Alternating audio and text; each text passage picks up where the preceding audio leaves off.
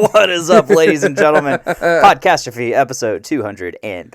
I am Dick. I'm Scott. What it do, what it does. How's it going, man? Man, we were just talking about this. I'm unusually tired. Like, I shouldn't be this tired. And, you know, I had mentioned it. I think I'm just tired because I have fully evolved into a fat piece of shit. And and I need to devolve into a not so fat piece of shit, but like I think I've reached peak unhealthy Scott in my adulthood. Yeah. And we need to turn that ship around. You just need to get back in the gym, man. I do need to get back in the gym.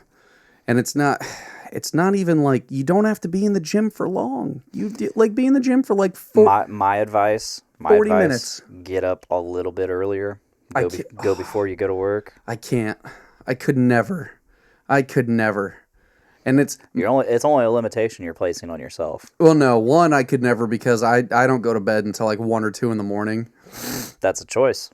It is a choice. It is 100% no, I mean, a choice. Trust me, and like that's like 11, 12 o'clock is when I would go to bed if I could.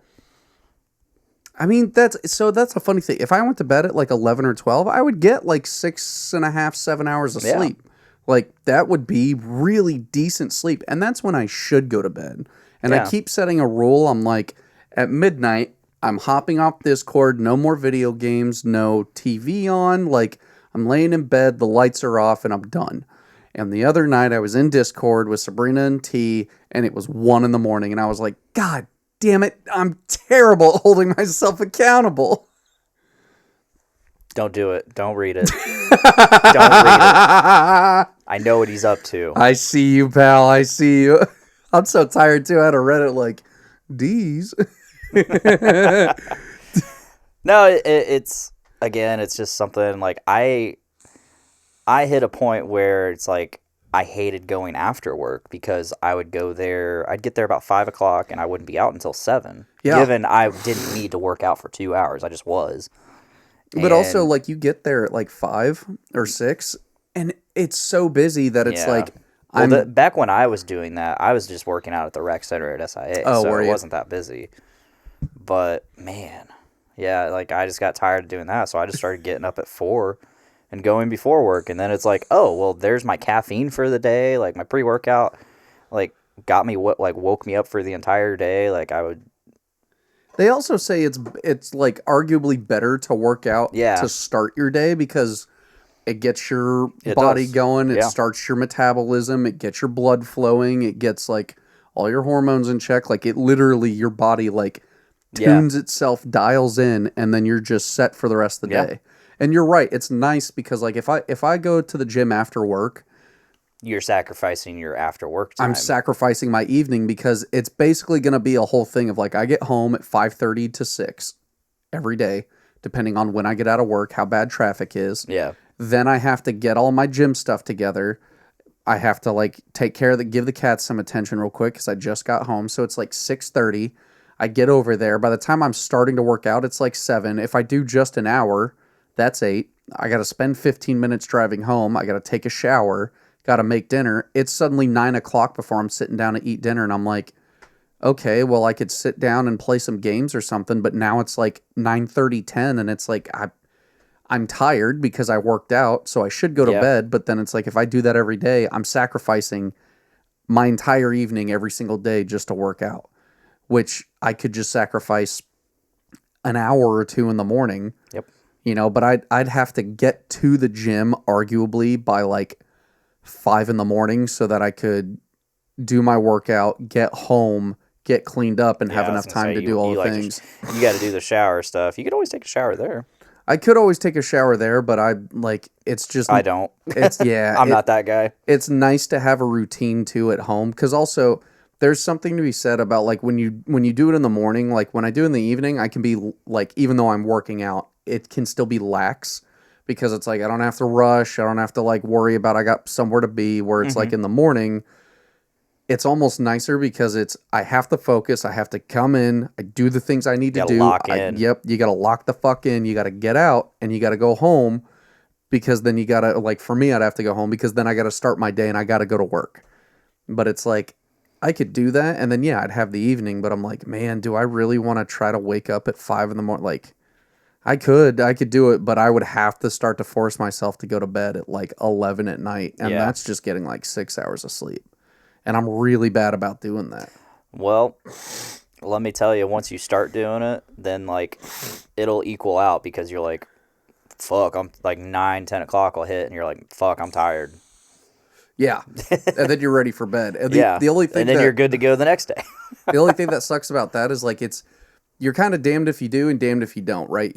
You have to find a schedule and fit it in, but it's because people are always like, well, I don't have time, and it's like, well, that's part of being an adult is you have to make time. Yeah. But that's like, so you make time because like you don't make time for work. You just have to go to work. That's the world we live in. So you have to go to work, but do I make time in the morning?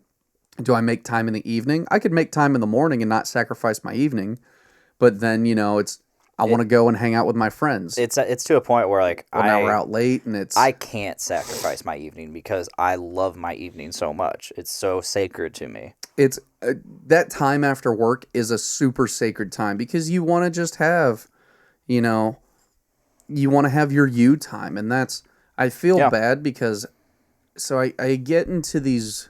I don't want to call it a rut, but I get into these like seasons where I just isolate from the world, and I've started to do it again where people are like, "Hey, do you want to go out?" And I'm like, "No, I think I'm just going to stay in." And so I start staying in, and I'm like, "Well, it's nice to stay in." So I stay in more and more, but then it's like I start sequestering myself from the world. I'm isolating really bad, and then it's like, "Well, I'm not answering messages. I'm like offline all the time." I show offline on almost everything, so it's like people don't know if I'm around or not. Yeah. And it's one of those like I just become like that's how I end up becoming a ghost to the world, and I don't want to do that. Like I enjoy being with my friends and stuff, but then there's always this weird part of me that's like just disappear and like live your call it like the your what do you want to call it? Your like not a villain arc, but your like transformation arc where it's like you disappear for 6 months and you come back and no one recognizes you because you just been putting in work.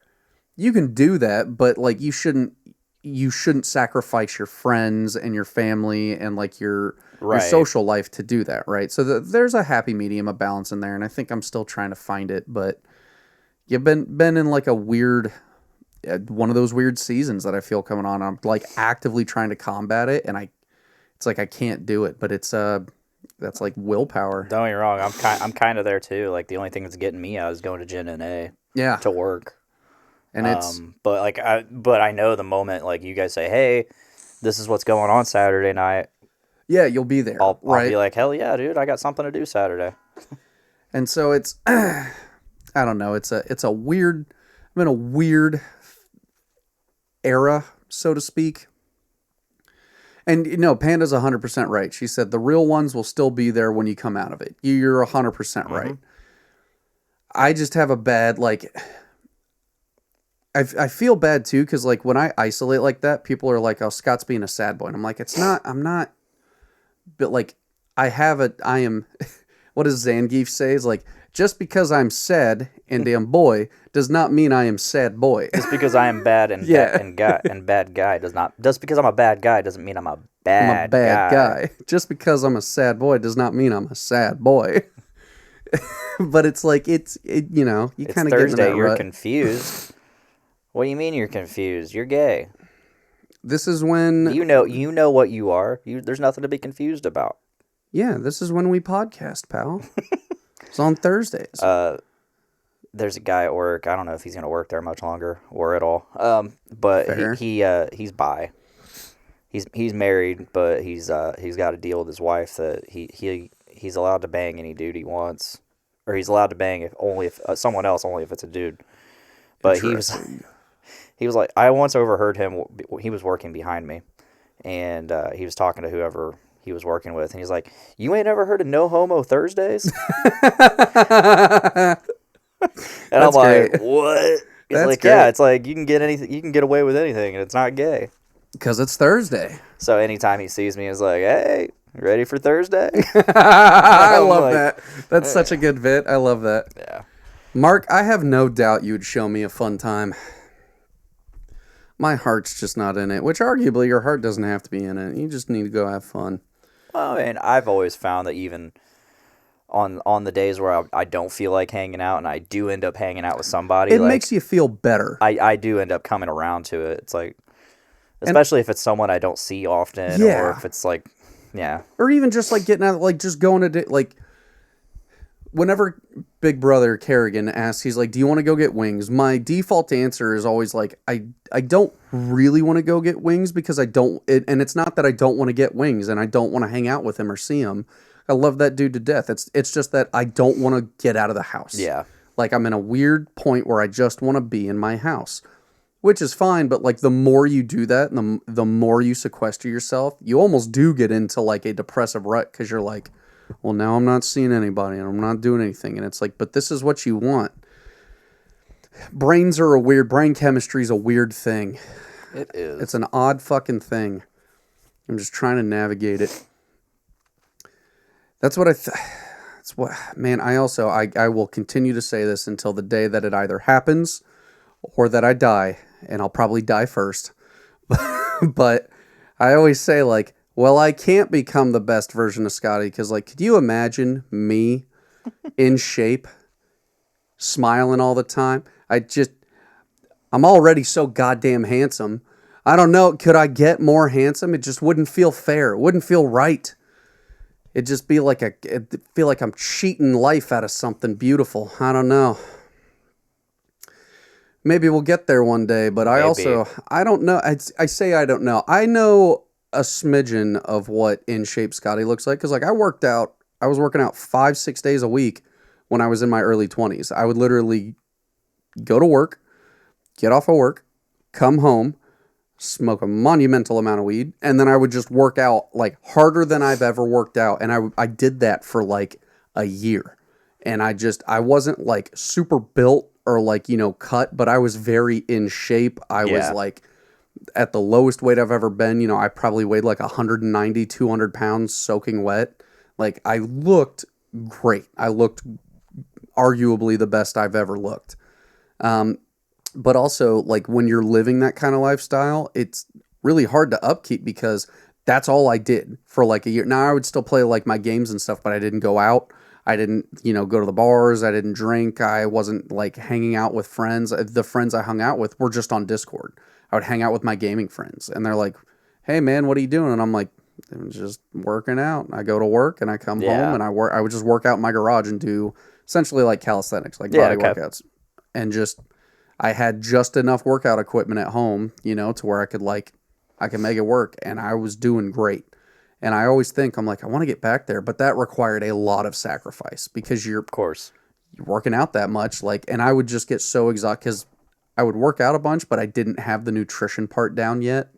And so I would burn probably like, I'd say anywhere from 500 to 600 calories per workout, which is a decent amount of calories to burn. And then I would like get out of the shower and I'd like fall right asleep. Wake up in the middle of the night, play some games, go back to sleep for work the next day. And that's all I did. So I wasn't getting like good, consistent nutrition or anything, which is probably why I wasn't like cut. Yeah, I look back to when I first started working out and getting muscle and all that. I kind of wish I would have had the nutrition part down a little bit better. I was trying to eat better. Yeah. And I was trying to cut out, like I cut out soda and all that. And I sneezed. Bless you. See, I don't say bless you to people. Are you a Dane Cook guy where it's like someone sneezes, you're like, when you die, nothing happens? No, well, there was that, but like he was also like, oh yeah, so Dane Cook, the Dane Cook joke was somebody sneezed in his face and he said, God bless you. And he says, that's right. I said, God bless you. I can't bless you. Yeah. I don't have that power. I'm not God. I'm not God. Yeah, I remember that one too. So like that's how it started. Was like I don't say God bless you, or I don't say bless you because I don't have that power. And then you can't bless someone. And then it evolved into, well, I'm agnostic. I don't believe in blessing people. Yeah. So it's like now it's kind of like real. That's for a while. I did do the someone would sneeze and be like, when you die, nothing happens, and they're like. excuse me, and I'm like, it's a bit. Yeah. Sorry, it's a bit. Mark says, mimic nature, grow in the spring, enjoy your summer, begin to reserve your energy and wind down in fall, rest in winter, which honestly, that's, not the worst idea. It's really not the worst idea. Like, because summer doesn't actually start until, I think, June is when June 21st is like summer solstice, I believe. So like technically that's the first day of summer. Yeah. Which unfortunately we're like a month away from, and I'm like, oh hell. And I'm still not divorced. You need to get on that, pal. There's nothing to get on because we've already turned everything in. We're waiting on the fucking judge to sign it. Oh, for fuck's sake. Call the judge. Yeah. Threaten him. Don't do that. Don't do that. It's just a bit for the podcast. Don't do that. Miranda said she called. I had her call earlier this week, and that she said she had to leave a message. So I don't know. I don't fucking know what's going on with it, but it's pissing me off because I would like to sell my fucking house. Yeah. And I'm tempted to just sell it. Yeah. Because like the paperwork's already put in, so it's not it's already filed. And it's two, she wasn't going after the house anyways. Yeah, she's not coming after your assets or anything. So there's nothing. It's like I don't know if like I were to go to sell it, it would like flag something like, oh, you're married. Think so. Yeah, I don't know. I really don't know. That would be, does anybody who's watching or listening happen to know the answer to that question? I don't believe it does, but I also have no clue. I mean, yeah, it would be extremely shady, but like, again, she's not going after the house. Yeah. And I mean, you guys have been separated. Yeah, she's been out of the house for almost 2 years. Because I know, like, my sister lived in North Carolina at the time when she was still in the Navy, and she was still technically married. And they went to file, her and her husband, because she got married at 18, her and her husband went to go file for divorce, and the state of North Carolina was like, you legally have to be separated for 1 year before we'll let you file for divorce. And I was like, yeah, it's stupid. I think that's stupid. It's a Christian thing. It is, because they're like, well, what if you two in that year decide you want to get back together? And it's like, no, I think if you've reached the point where you're like, we're getting divorced, like there's nothing to save because you're one or both of you. It doesn't matter which.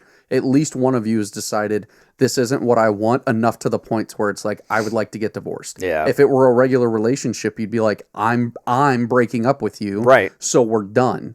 And it's like, why do I have to wait X amount of time? Like, I think that's so dumb. Mark, I'm hoping to move to Lafayette, and I think I'm eyeing Ashley Oaks because the price seems doable, even though it is really expensive.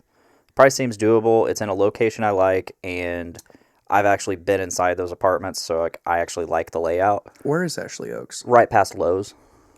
Right past Lowe's. Oh, like if you're driving past Culver's and stuff? Yeah. Okay. Yeah, so right past Culver's. Mm-hmm. I like it over there. Yeah, it's nice. My friend Alan and his girlfriend lived there about 10 years ago, and I really liked their apartment. I mean, the layout worked out. I didn't see the bedrooms, but like I always like the living room and kitchen setup. I could make it work. I think also like living, because it's funny. We've been doing this podcast now for a year together, and Dick has still never been over to my house. Nope. Which, to be fair, I don't invite people to my house very often. I went over to Sabrina's house for the first time last Thursday. Yeah, that's true.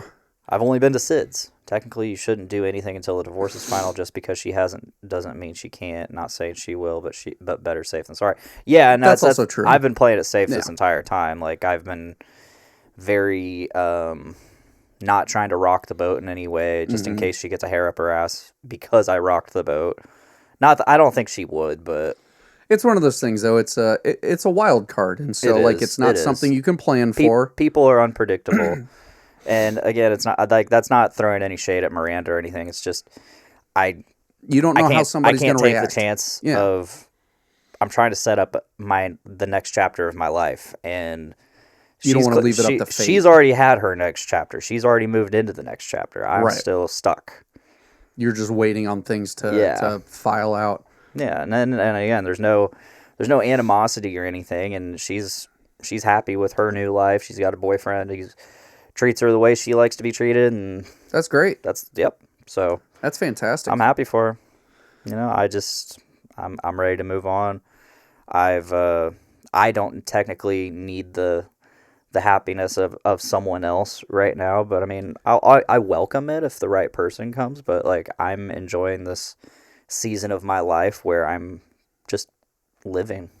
I'm actually really glad that you like said that and brought that up, because I was talking recently.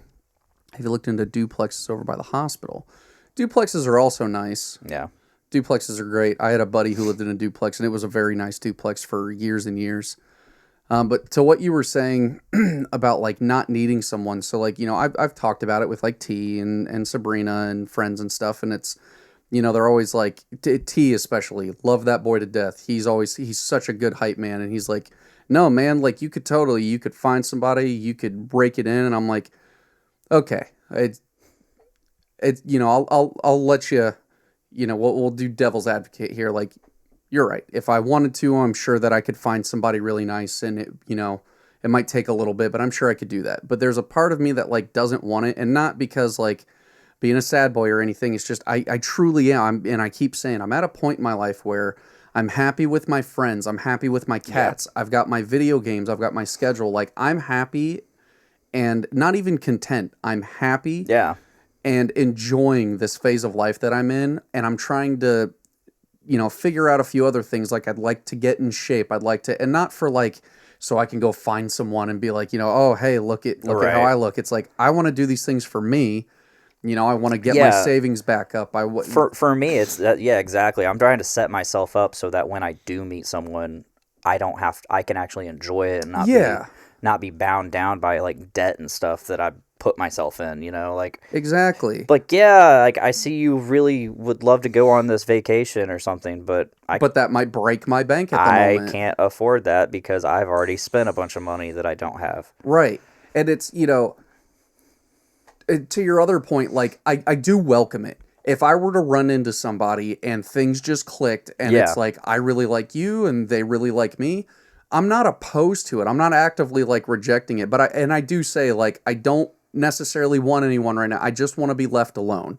And when I say that, it probably comes off really like bitter or like sad boy or hurt, and it's like, no, I want to be left alone because like I just want to be left alone to live my life the way I'd like to live it right now. Mm-hmm. But in the process of living my life, should something come along, I'm not opposed to the idea. I'm just not out actively looking for it. Yeah, same. I mean, don't get me wrong, I'm on like 3 different dating apps, but I barely use them, to be honest. I barely get on them, but like every so often I get bored and I just start swiping through people. Yeah, and I don't think there's because you never know too. Like, maybe one day you're just bored and you call it fate or, you know, the universe or whatever it is you want to call it. Like, sometimes I do think like life, just as you're living your life kind of nudges you into people where it's like, hey, you guys might make a good thing together, or you'll at least make a new friend, right? Yeah, or you might see some boobies. Or you might see I'm definitely down to see some boobies. Seeing boobies is so great. It's the best. I love seeing boobies. That's just... reminds me of an...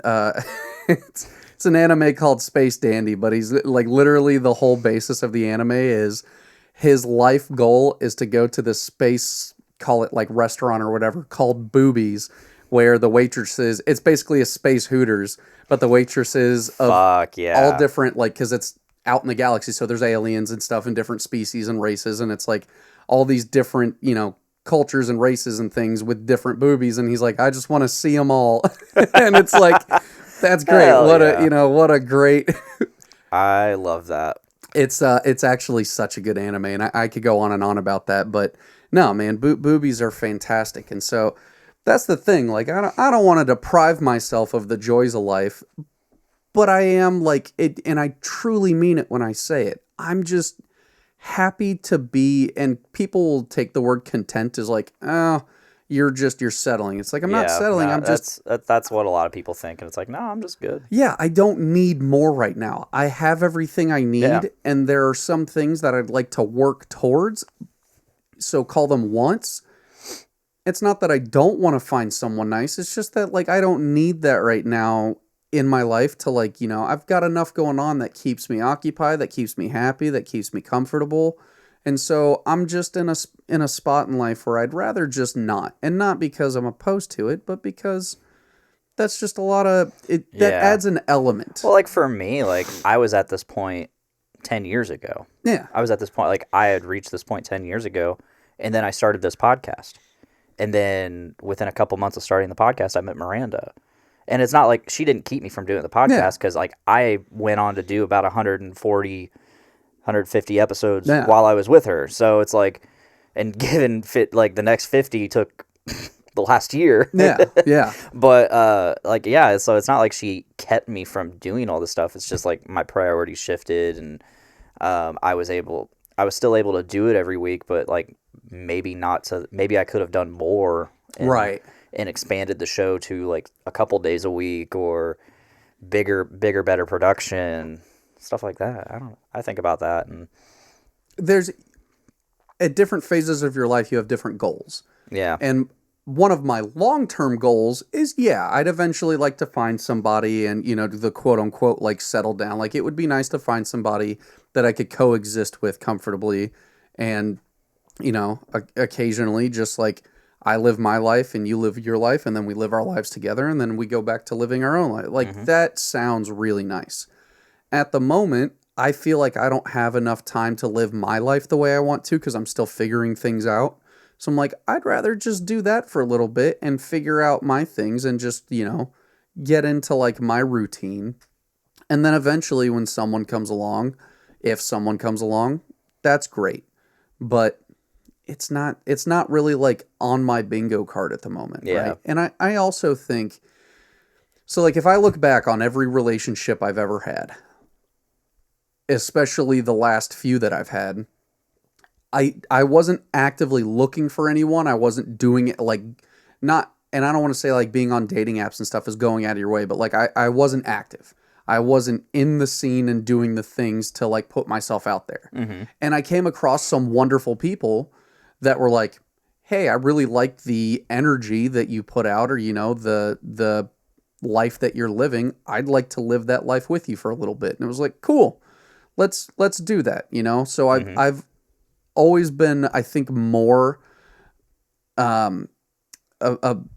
agreeable to the idea of finding it naturally. Like, it's just something that you kind of run into, and then it's, it feels more organic that way. Not that there's anything wrong with it not being quote unquote organic. There's just more of an appreciation when you're just living your life and you run into someone and you're like, hey, look at, like, it I know. Feels I like a surprise. That last year. Yeah. It was great. Yeah, right? I got to experience, not only did it just happen, like, it showed me what being in a normal, functional, like, healthy relationship could be like with a normal, functional person. Yeah. That's like, they're not completely thinking about, like, let me choose how to say this carefully, because, like, who I was with wasn't selfish, but a lot of their reasons for doing things for me was for their own satisfaction. Right. And it wasn't always like my satisfaction. It wasn't always about my satisfaction in terms of like, well, I do this for you. It's like, I don't need you to do that for me. Right. Not to say I don't appreciate that you do that for me. But if you're going to hold it over my head, I don't want you doing it. That's the thing. If you're going to weaponize it, like you're doing it to use it later. And another issue we would have, hey, Nate Daddy.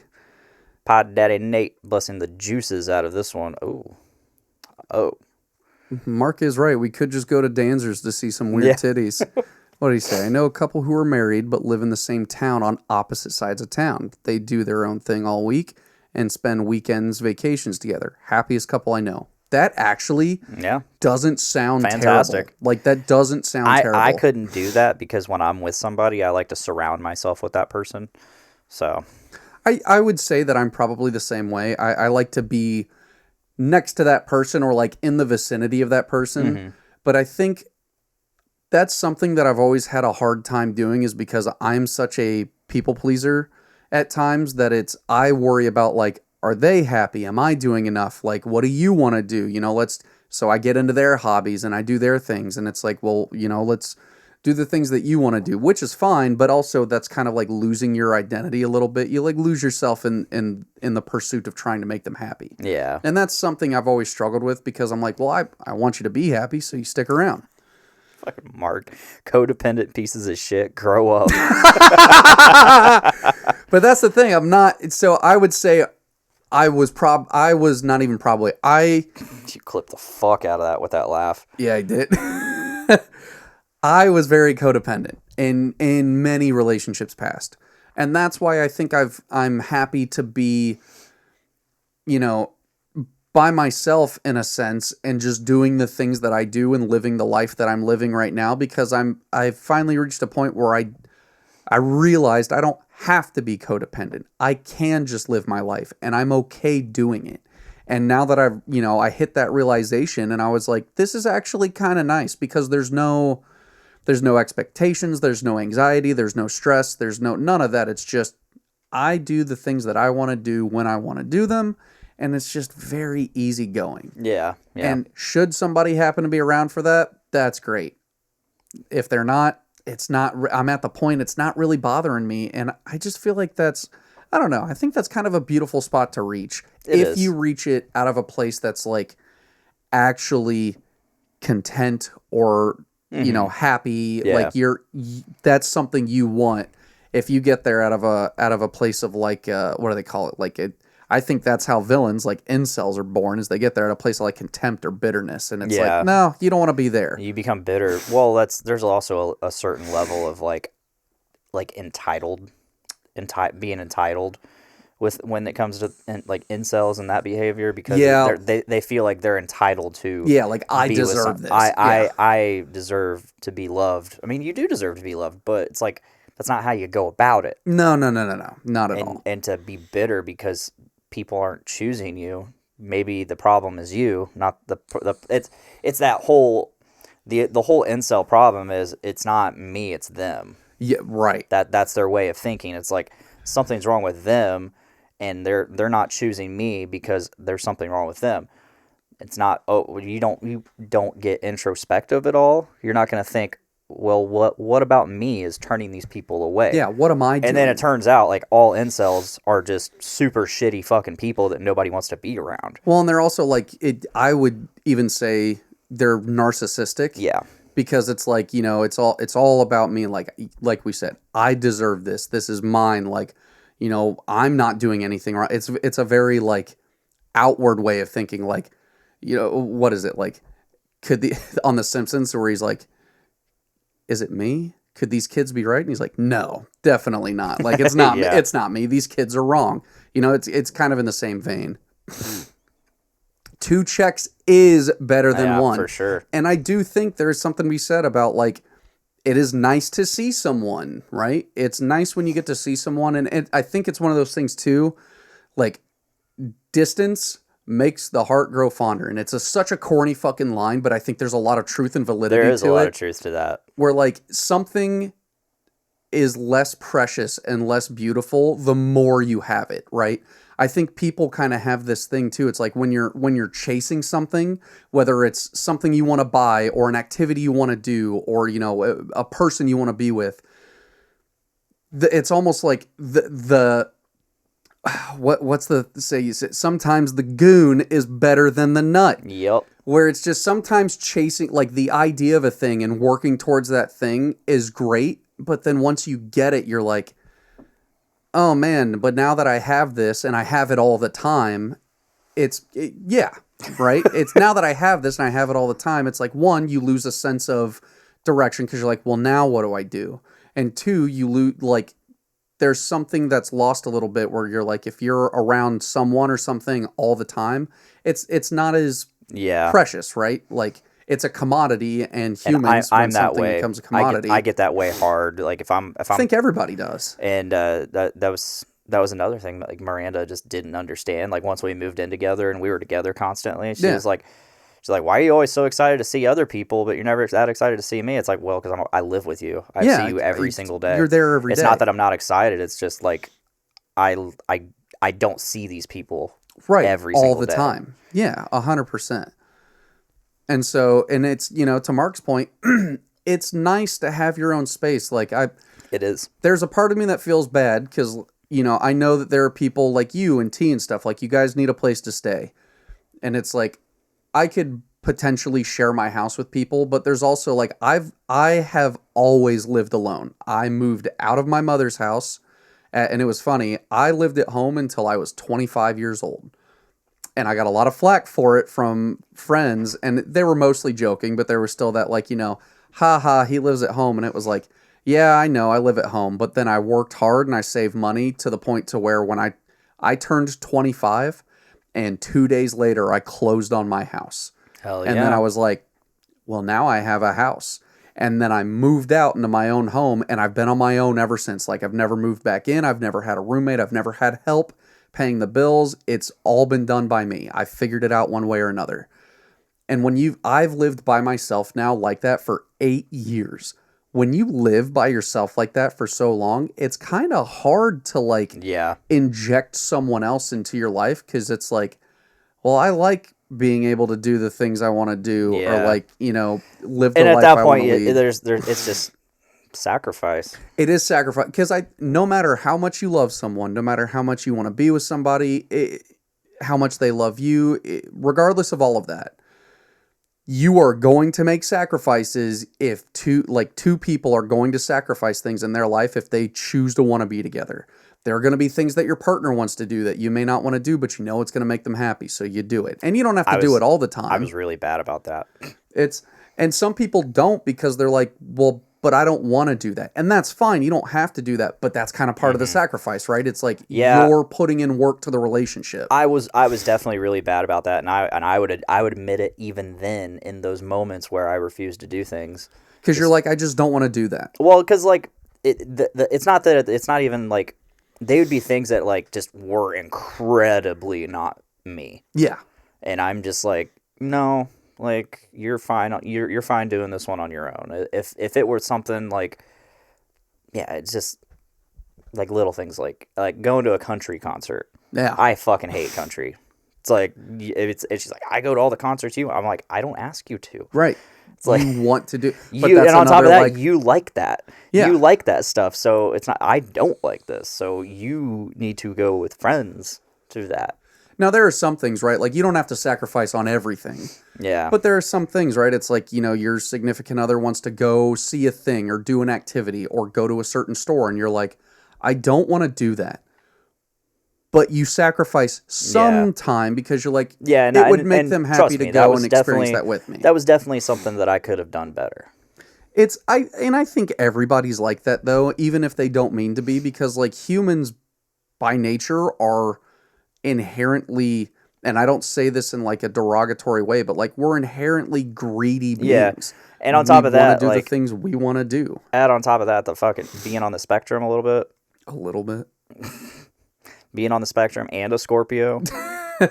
I just said this the other night. We had all stopped by Sid's and we were shooting some hoops, and I was like, you know what? I don't know if I necessarily believe in like the fucking, or no, we were at Kobe and Jesse's helping them move stuff, and I was like, I don't think I believe in the whole, star sign thing or anything like that. I wholeheartedly do, because they're so fucking accurate. But I think like it's such a wide spectrum that when you have something that's that big of a spectrum, like you can there are these broad strokes and generalizations to where you apply it to a subset of people, and it's like, oh yeah, that fits me. And it's like, well, of course that fits you. That could fit anyone. Yeah, but then you apply the fact that it's like, oh, specifically the month you were born. It's like, oh, if there then it becomes personal. If there was a modicum of validity to this star chart stuff and like astronomy in general, I'm not saying it's not true. Thank you, astrology. I'm not saying it's not true. I'm just saying like Sagittariuses are supposed to be some of the greatest people in existence. I'm not that great. I think genuinely I'm inherently like a piece of shit. I think that I am like a selfish person by nature. I am like short-tempered. I don't think I'm that great. But if you look at astrology, it says that I'm like one of the explorers of the universe and I can see that highly intelligent person. Really? Because like, I can see these traits in you. Don't get me wrong. Like I don't base my entire life off astrology. No. Right. It's like look personality at me. traits. I'm a Scorpio. What does that mean? Like I know what a Scorpio is, but what are their traits? Very passionate. Okay. Very loyal. Do you see this shit in me? Okay, Yeah, very loyal. There's right. a bunch more, but there's also a lot of toxic traits that Scorpios I think have. everybody has toxic traits. However, and I can't think of any right now. I don't have the fucking shit right in front of me. Somebody pull up the toxic traits of both a Scorpio and a Sagittarius, please. Oh, you're Sagittarius, so Miranda's a Sagittarius. Well, but like I do know the only like toxic trait I have from my sign is that I'm extremely stubborn. If I don't want to do something, I'm not going to do it. Okay, and we were just talking about that, right? Where it's like it's part of the sacrifice, right? Yeah. Mark says Corey hates shopping. I could do it all day. Our compromise is he will come, but if he gets over it, he's allowed to go hang out in the car. And so that is actually a better word than sacrifice, is compromise. Yeah, yeah. You're not going to get everything you want all the time. I'm not going to get everything I want all the time. There are going to be points where you get what you want and I get what I want. It's not going to be what either of us want sometimes, but we're going to meet in the middle because that's meeting your partner halfway. I think what got me the most was like anytime I would want to do something, I would either just not ask her, especially if it was something I just want to do by myself. Mm-hmm. I'd be like, hey, I'm going to go do this. But if usually I knew she liked concerts, so I'd always be like, hey, I'm wanting to go to this concert. Do you want to go to this? And she would more than likely say yes, almost every time. However, anytime she would ask me to go to a concert, I would be like, no. Yeah, I'm not. But I'm not asking you because like I'm asking you because I want to. I wouldn't be mad if you didn't want to go. Right. You're getting mad because I don't want to go. It's one of those like I want to offer like It would be nice if you want to do this thing with me, but if you don't, like, also, and then you don't she want ends to up cut not someone going out. because I don't go, and it's like you're limiting yourself because I'm not doing something you want to do. It's like, no, go do it. Go do the thing. Go do the live thing. your life. Yeah, expand your own lore. Yeah, yeah. Because who are you if not your own person? Mm-hmm. It's true. It's 100% true. Man, we're almost reaching the point where we started cutting it off last week. Last week was such a short episode. For anybody who didn't watch, which I don't think we had we had Mark. Yeah, we had Mark. Mark was here last week, so Mark knows how it was. There was I would say it was a gentle decline into madness, but I think it started off gentle, and then eventually Dick and I were just here like... Yeah, it really didn't help that I was in a lot of pain with my tooth. How's that doing, by the way? Is it better? It's better. I mean, I still... You got the antibiotics? Yeah, I'm done with the antibiotics now. There you go. I think I went through them. I almost feel like it doesn't say like that you can't take you can take too many. Yeah. It just says take one every 6 hours. Okay. Which I think I lost one capsule at the casino. Oh no. But I don't know. Let's hope not, and let's hope that if I did, it doesn't really matter. But yeah, so like no, I'm done with the antibiotics. I haven't had pain in days. I think that's good. I think maybe Saturday was like the last day I really had pain. Was that like you felt not great? And then Sunday I was like a little uncomfortable. Madness Dick was about to fall over and just giggle fit himself to death. I don't remember laughing that much, but I was laughing a ton. But I'm always a laugh. I'm a laughing guy. I'm a jokester. Yeah, so now that I'm out of antibiotics, I'm kind of like, well, hopefully this doesn't come back in the next week because I got a whole week before I have a root canal. So oh yeah, you're getting a root canal. Yeah, that's right.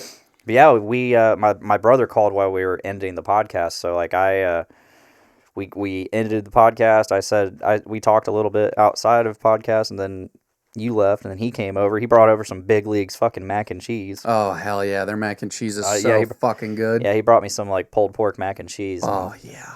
We sat and chilled, talked for a little bit, hung out. That sounds incredible. Just divine.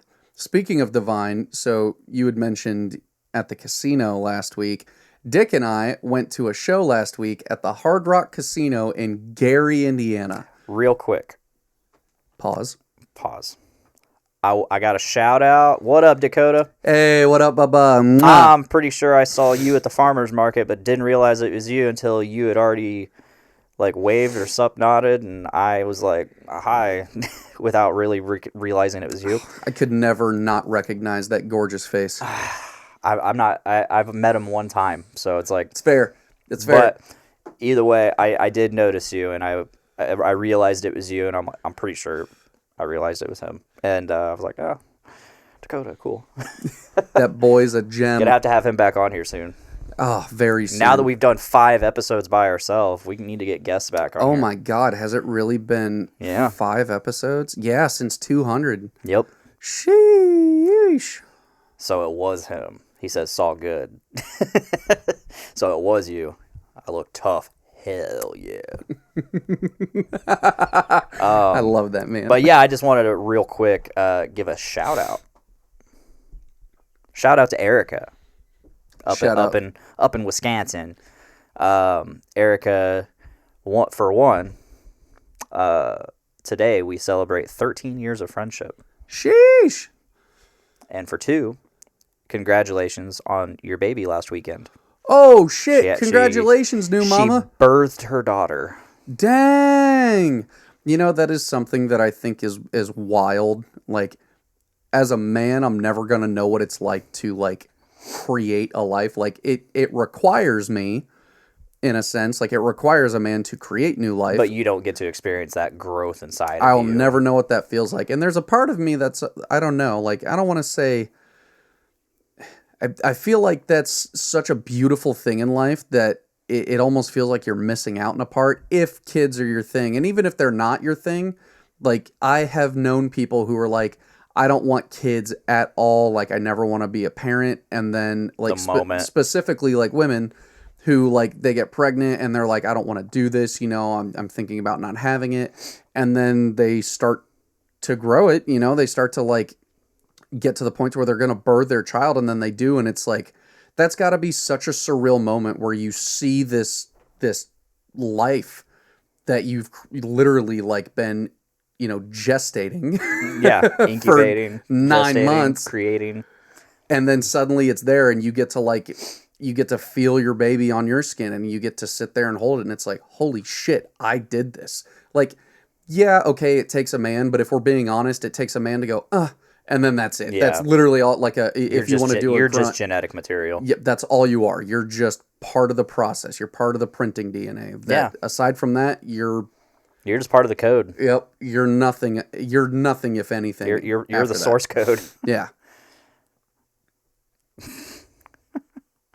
He says, "Oh Dakota, how could you not recognize that fucking stud?" Man is a fucking stud. It's true. He is an absolute stud. Studly even. So yeah, I just wanted to give a quick shout out to congratulations one of my oldest friends at this point and one of my best friends. We don't talk super often, but man, when we do, it's always a blast. I always really enjoy it. So those are the best friends I think you could have. She is out of this world funny. Every time she's on, she's fucking hilarious. Yeah, she's great. She's just a complete joy. And very talented too. Is she? Yeah, she's an amazing singer. Hell and instrumentalist. So I've always wished that I had a set of pipes on me. You do. I think I do when I'm being ridiculous. Anyone can sing. I think I do when I'm being ridiculous. Anyone can sing. It's just a matter of recognizing notes. That's the tough part. Or recognizing like tune and melody. Yeah. But anyone can sing. The voice is just a muscle. It can be trained. I always wish I was a better singer. I don't know. There's just something great about being able to bust it out in a room full of people. Mm-hmm. Bust out singing voices, by the way, Mark. Not dumping it out. Not pulling it out. Dump them out. Fucking breeders. Dump them out. I wish more chicks would just dump them out. It's a... I mean, if you got tits, just let everybody enjoy them. There was... We were at... You have a blessing. We were at Sabrina's parents' house for, I think it was Thanksgiving last year. And we're having Thanksgiving at her parents' house and stuff. And it was just me, her, and Tyler hanging out with her parents. And we ended up watching Who Framed Roger Rabbit. Yeah. And we all got very drunk. And I'm to the point to where, like, you've been in their parents' basement. It gets hot down there. When that log fireplace is going, it gets hot. And so I'm at the point where I'm like, I'm already been drinking a lot. I'm a very out of shape and large man. My shirt's coming off. So I took my shirt off. And I'm standing there, and I'm just like, kind of, I'm joking around with tea and stuff, and I'm letting the Vader air out a bit, and I'm watching Who Framed Roger Rabbit. And Brett comes by, and he just very casually is like, nice tits, and just walks off, and it absolutely broke me. It was the funniest fucking thing. I love that. And I was like, oh my God. So, but I've always thought, like, I've always been embarrassed about tits as a guy. I think that's an awful thing. But it was just so funny the way he said it. Like, it was genuinely a compliment. And I was just like, thanks, man. I don't know, dude. Because usually people are like, hey, what's up, bitch tits? And I'm like, that's not great. No. But then for another grown man to just be like, nice tits. I'm like, thanks, bro. That's so sweet. So like, yeah. Dave, you can't. Dave has to be being sarcastic. He said, I wish I could sing. And it's, Dave, you're the singer of like 4 bands. Yeah. What do you mean? You're the singer of like 4 bands, brother. Mark, anyone can sing if they can recognize notes in a tune? Podcastrophe resident autistic. I'm so sorry, buddy, but I'm going to start using that. Being like, so we have our resident autist here. Resident Audie.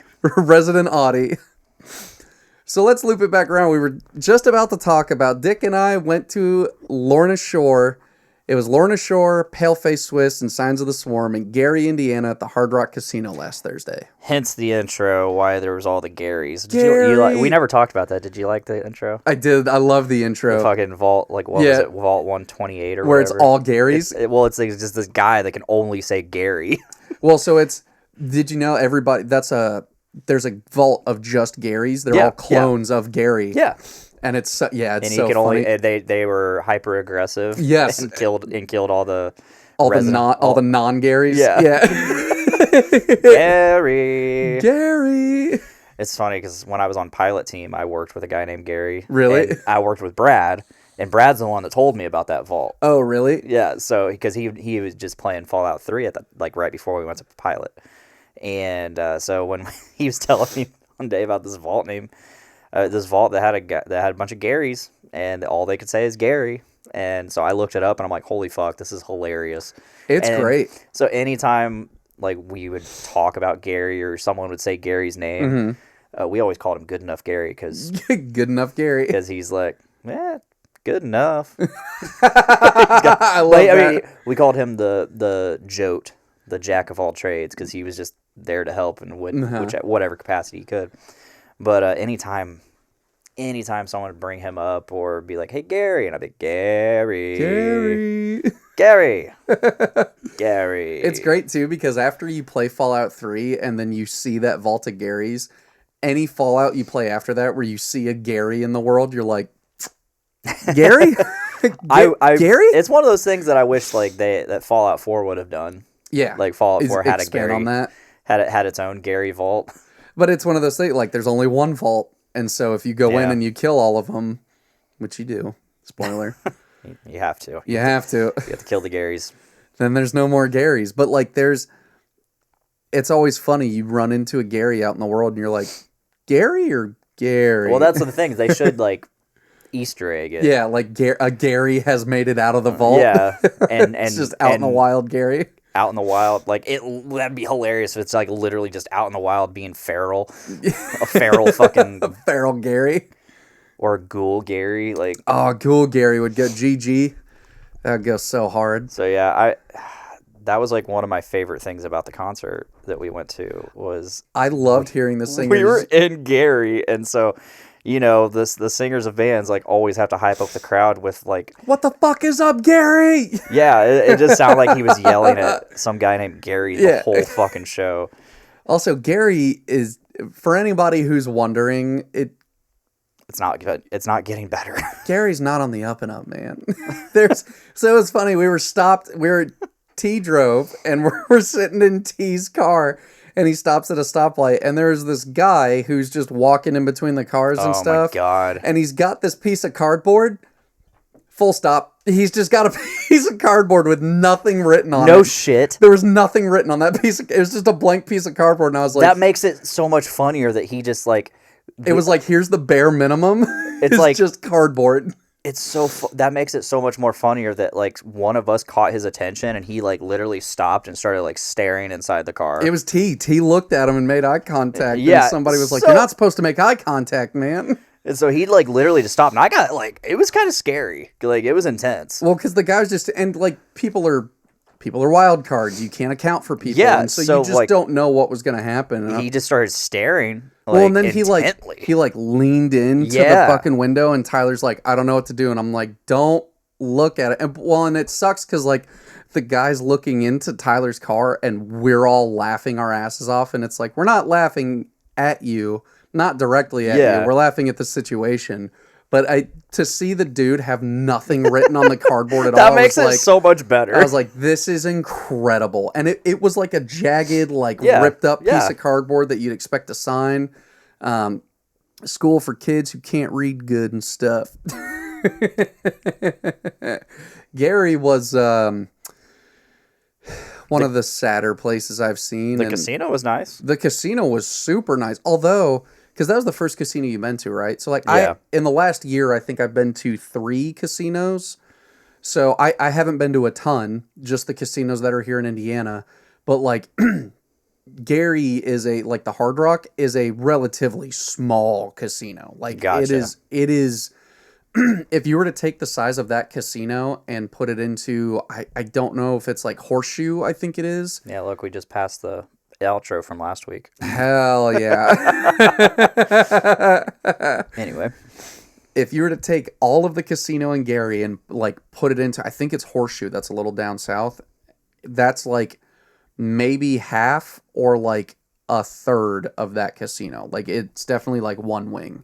Like, the blackjack tables that were there, they had like 2 of them and then like a couple other tables. There was one casino I went to with Tyler, Sabrina, Sid, and Suze that literally had like it. You would walk down like one of the main ways, and it was all blackjack tables or all poker tables. Like, they literally had like 10 blackjack tables, and I was like, oh fuck. Yeah, to be frank, casinos typically don't help the community. It's like, no. Of course not. It was also so funny because like we get to this casino, we got there early with the intended purpose of like, we're gonna go gambling, so we want some time before the show. We're going to gamble. Can I just say that made it so rough for me? Did it? Because I could have just been relaxing at home. Oh, and then taking my medication and pain medication as I could. Mm-hmm. But being out and about, like, I had to manage my pain. Yeah. So it's like I had to make sure I was on top of my fucking ibuprofen and Tylenol, and yeah, that was rough because like. Well, and then you're actively moving, you're walking around, like your body's not focused on just healing. Which that made it so much, like, I couldn't headbang too much. I couldn't get into the music as much, which sucked because I really wanted to. Like, so I wasn't crazy impressed by Signs of the Swarm.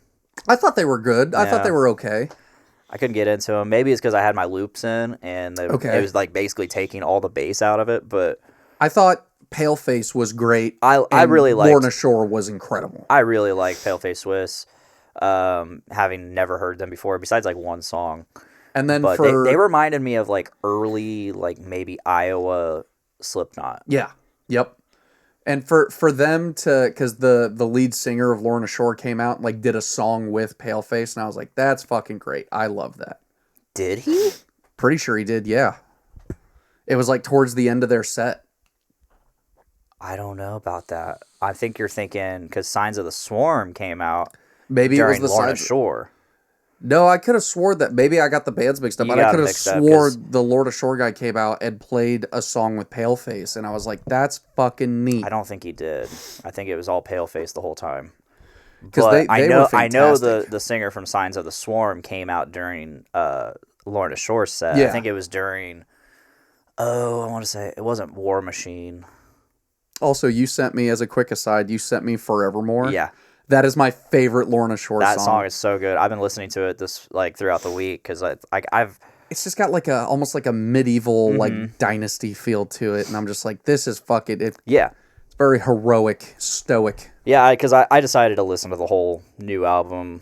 I feel the festering within me. And I decided to just listen to that over again, and I came across that song, and it's the last song on the album. It's a 10-minute song. It's like 9 minutes and 47 seconds. Oh, yeah. Yeah, it's long as fuck. I think it's 7. I feel like it's 7 minutes, but either way, it's a long song, and it's really fucking good. It's the last song on the album. It is the last song on the album, and it is so good. Yeah. Excellent. Absolutely incredible.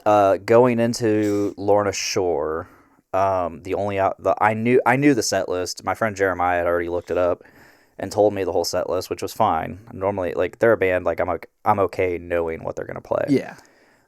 So I knew they were gonna play a song called War Machine, which was probably it wasn't necessarily like my least favorite on the album, but it just didn't fit. It didn't like click with you. It doesn't fit with it clicks with me, but it just doesn't fit with the rest of the songs. I get what you're saying. Okay. Like where the rest of the songs are like the symphonic deathcore, and then you got War Machine, which is like a fucking ass beater. It's an ass beater, and it's just a straight it's not even metal, or it's not even deathcore. It's metal, and it was awesome.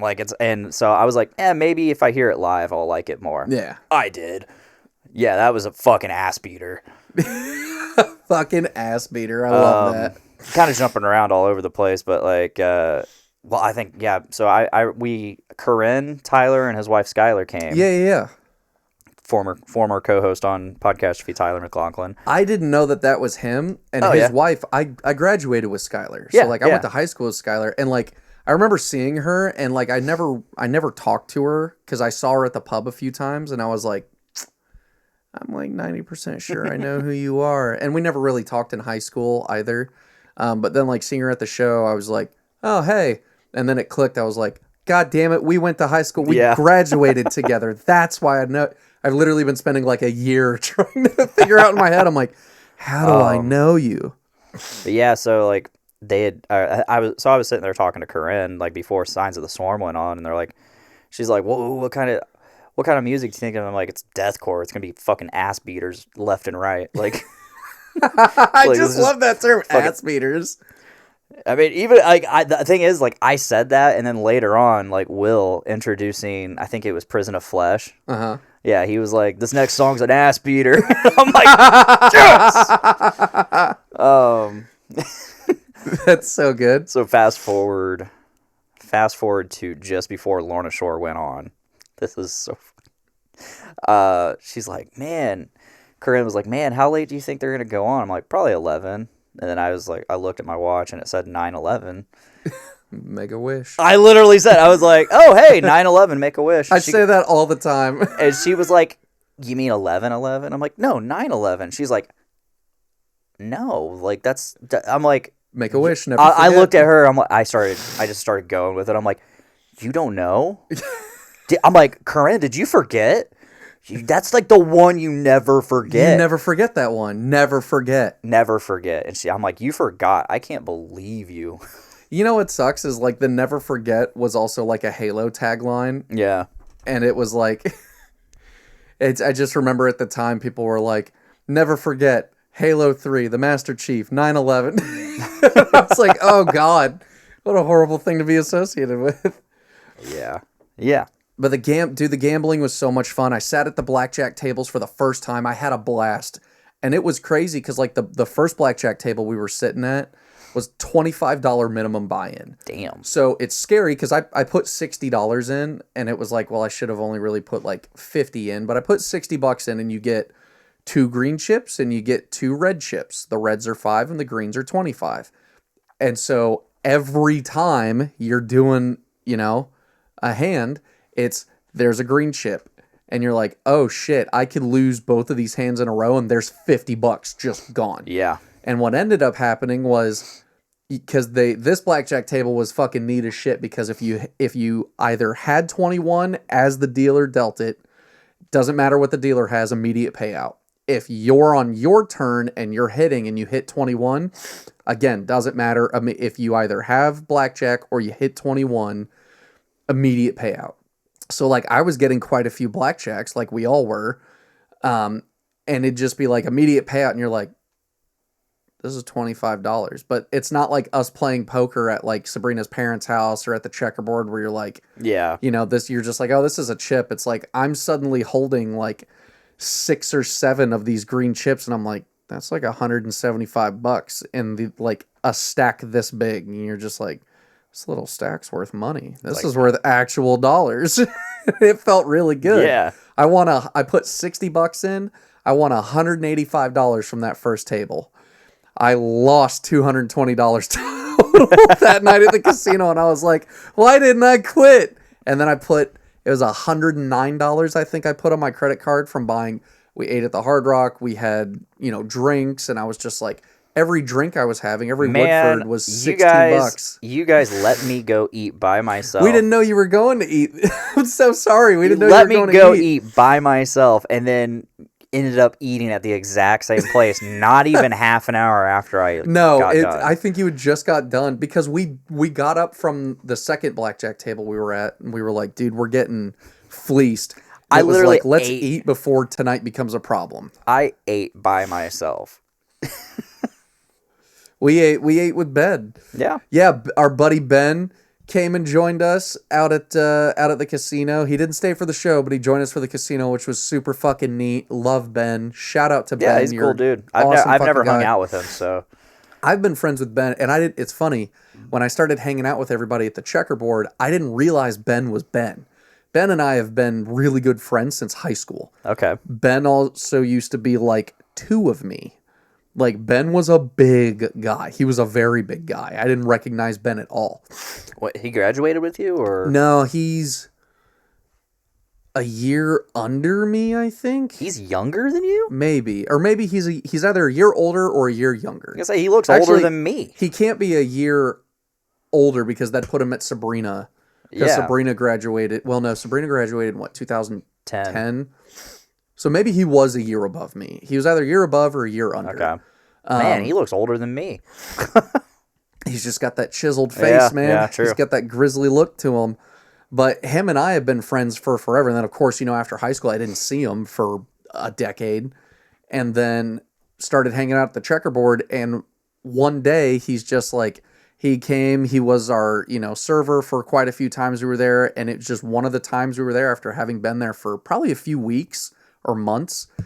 Ben comes up and he's like, wait a minute, Scott? And I was like, yeah, Ben. And he was like, Scotty. And I was like, the way he said it, I was like, Benny, is that you?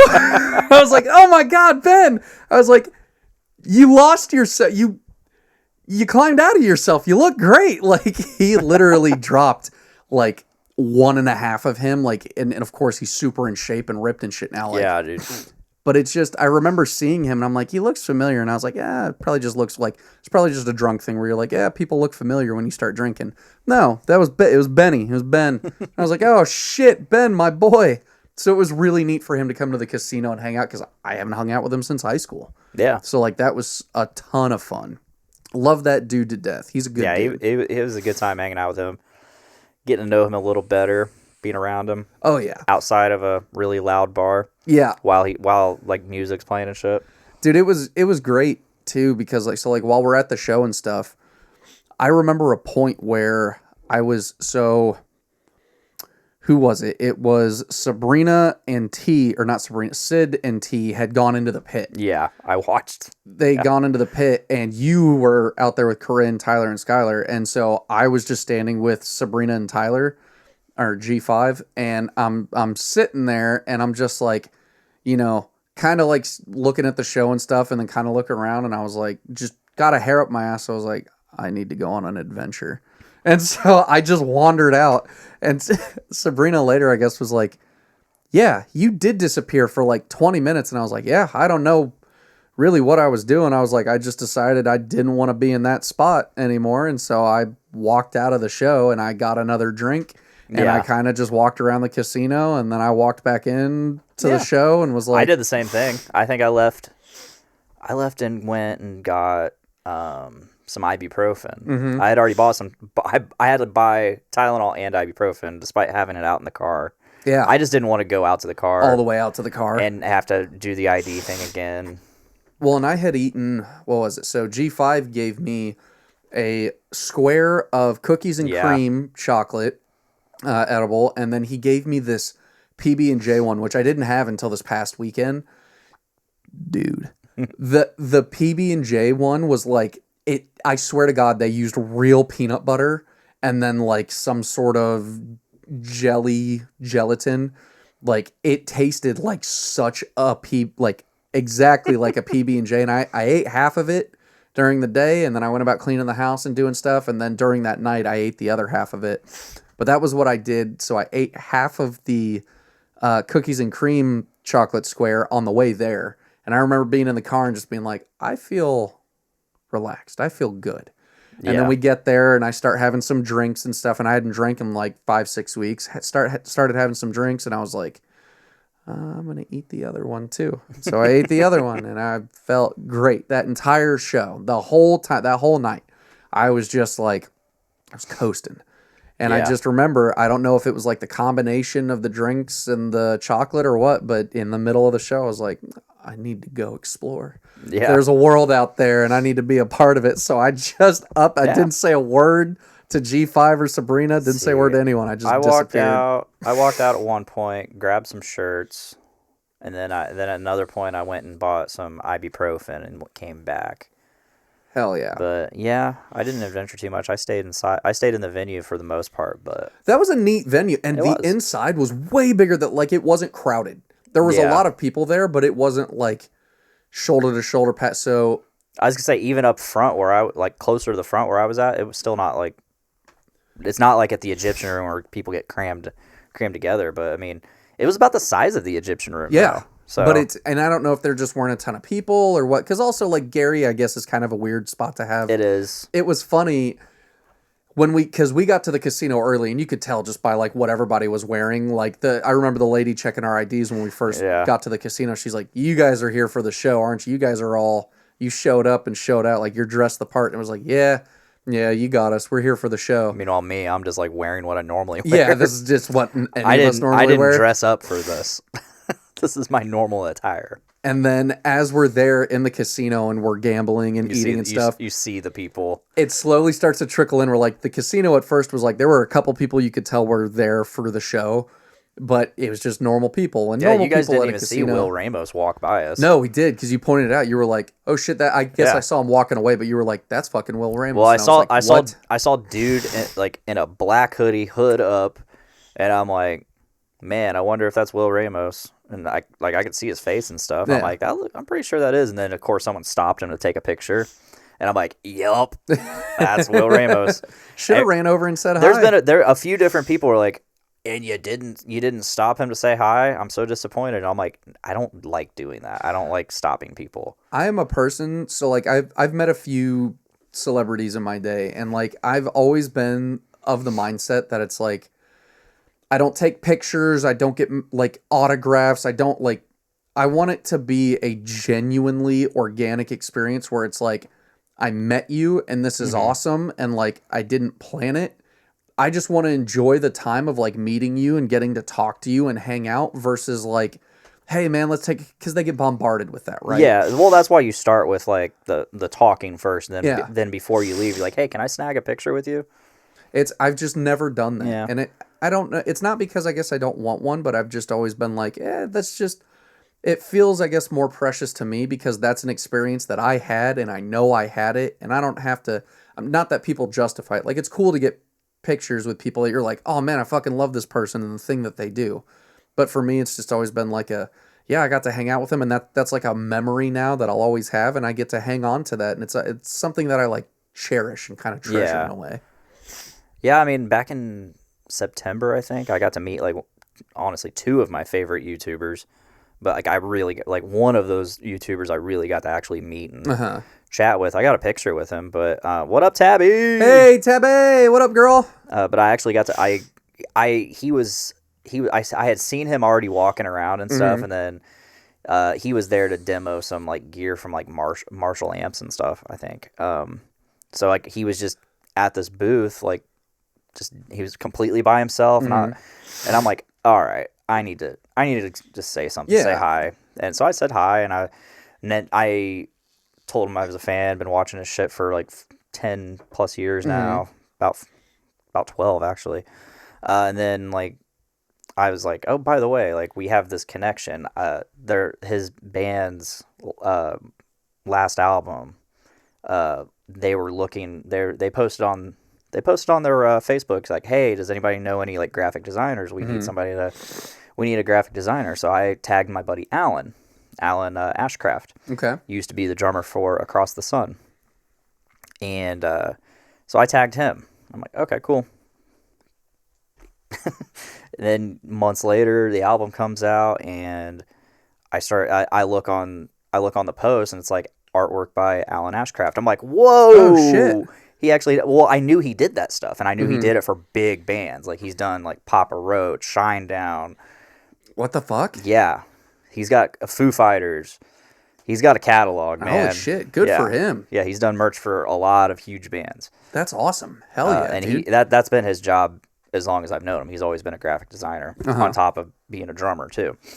So I tagged him, and then I was like, that's fucking awesome, because I feel like it's not that like I made it happen, but I made it happen. Right.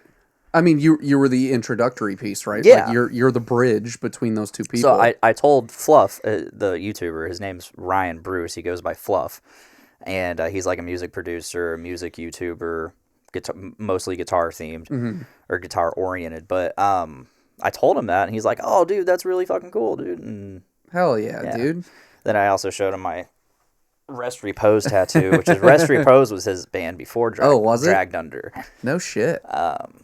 So you're deep in the lore, and you're like, "Hey, check this out." And so he took a picture of it and sent it to the singer because the singer for Dragged Under used to be the bass player for Rest Repose. Nice.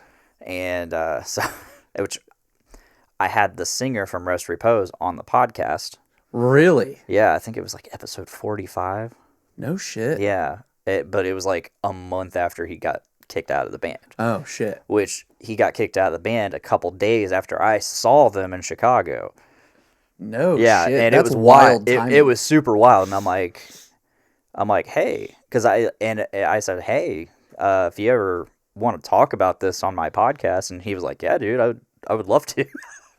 And I'll give you the platform, homie. And so, yeah, as far as I know, I'm the only podcast he's ever been on. Really? But he even mentioned, he's like, yeah, because after the concert, the next podcast episode, I talked about it. Mm-hmm.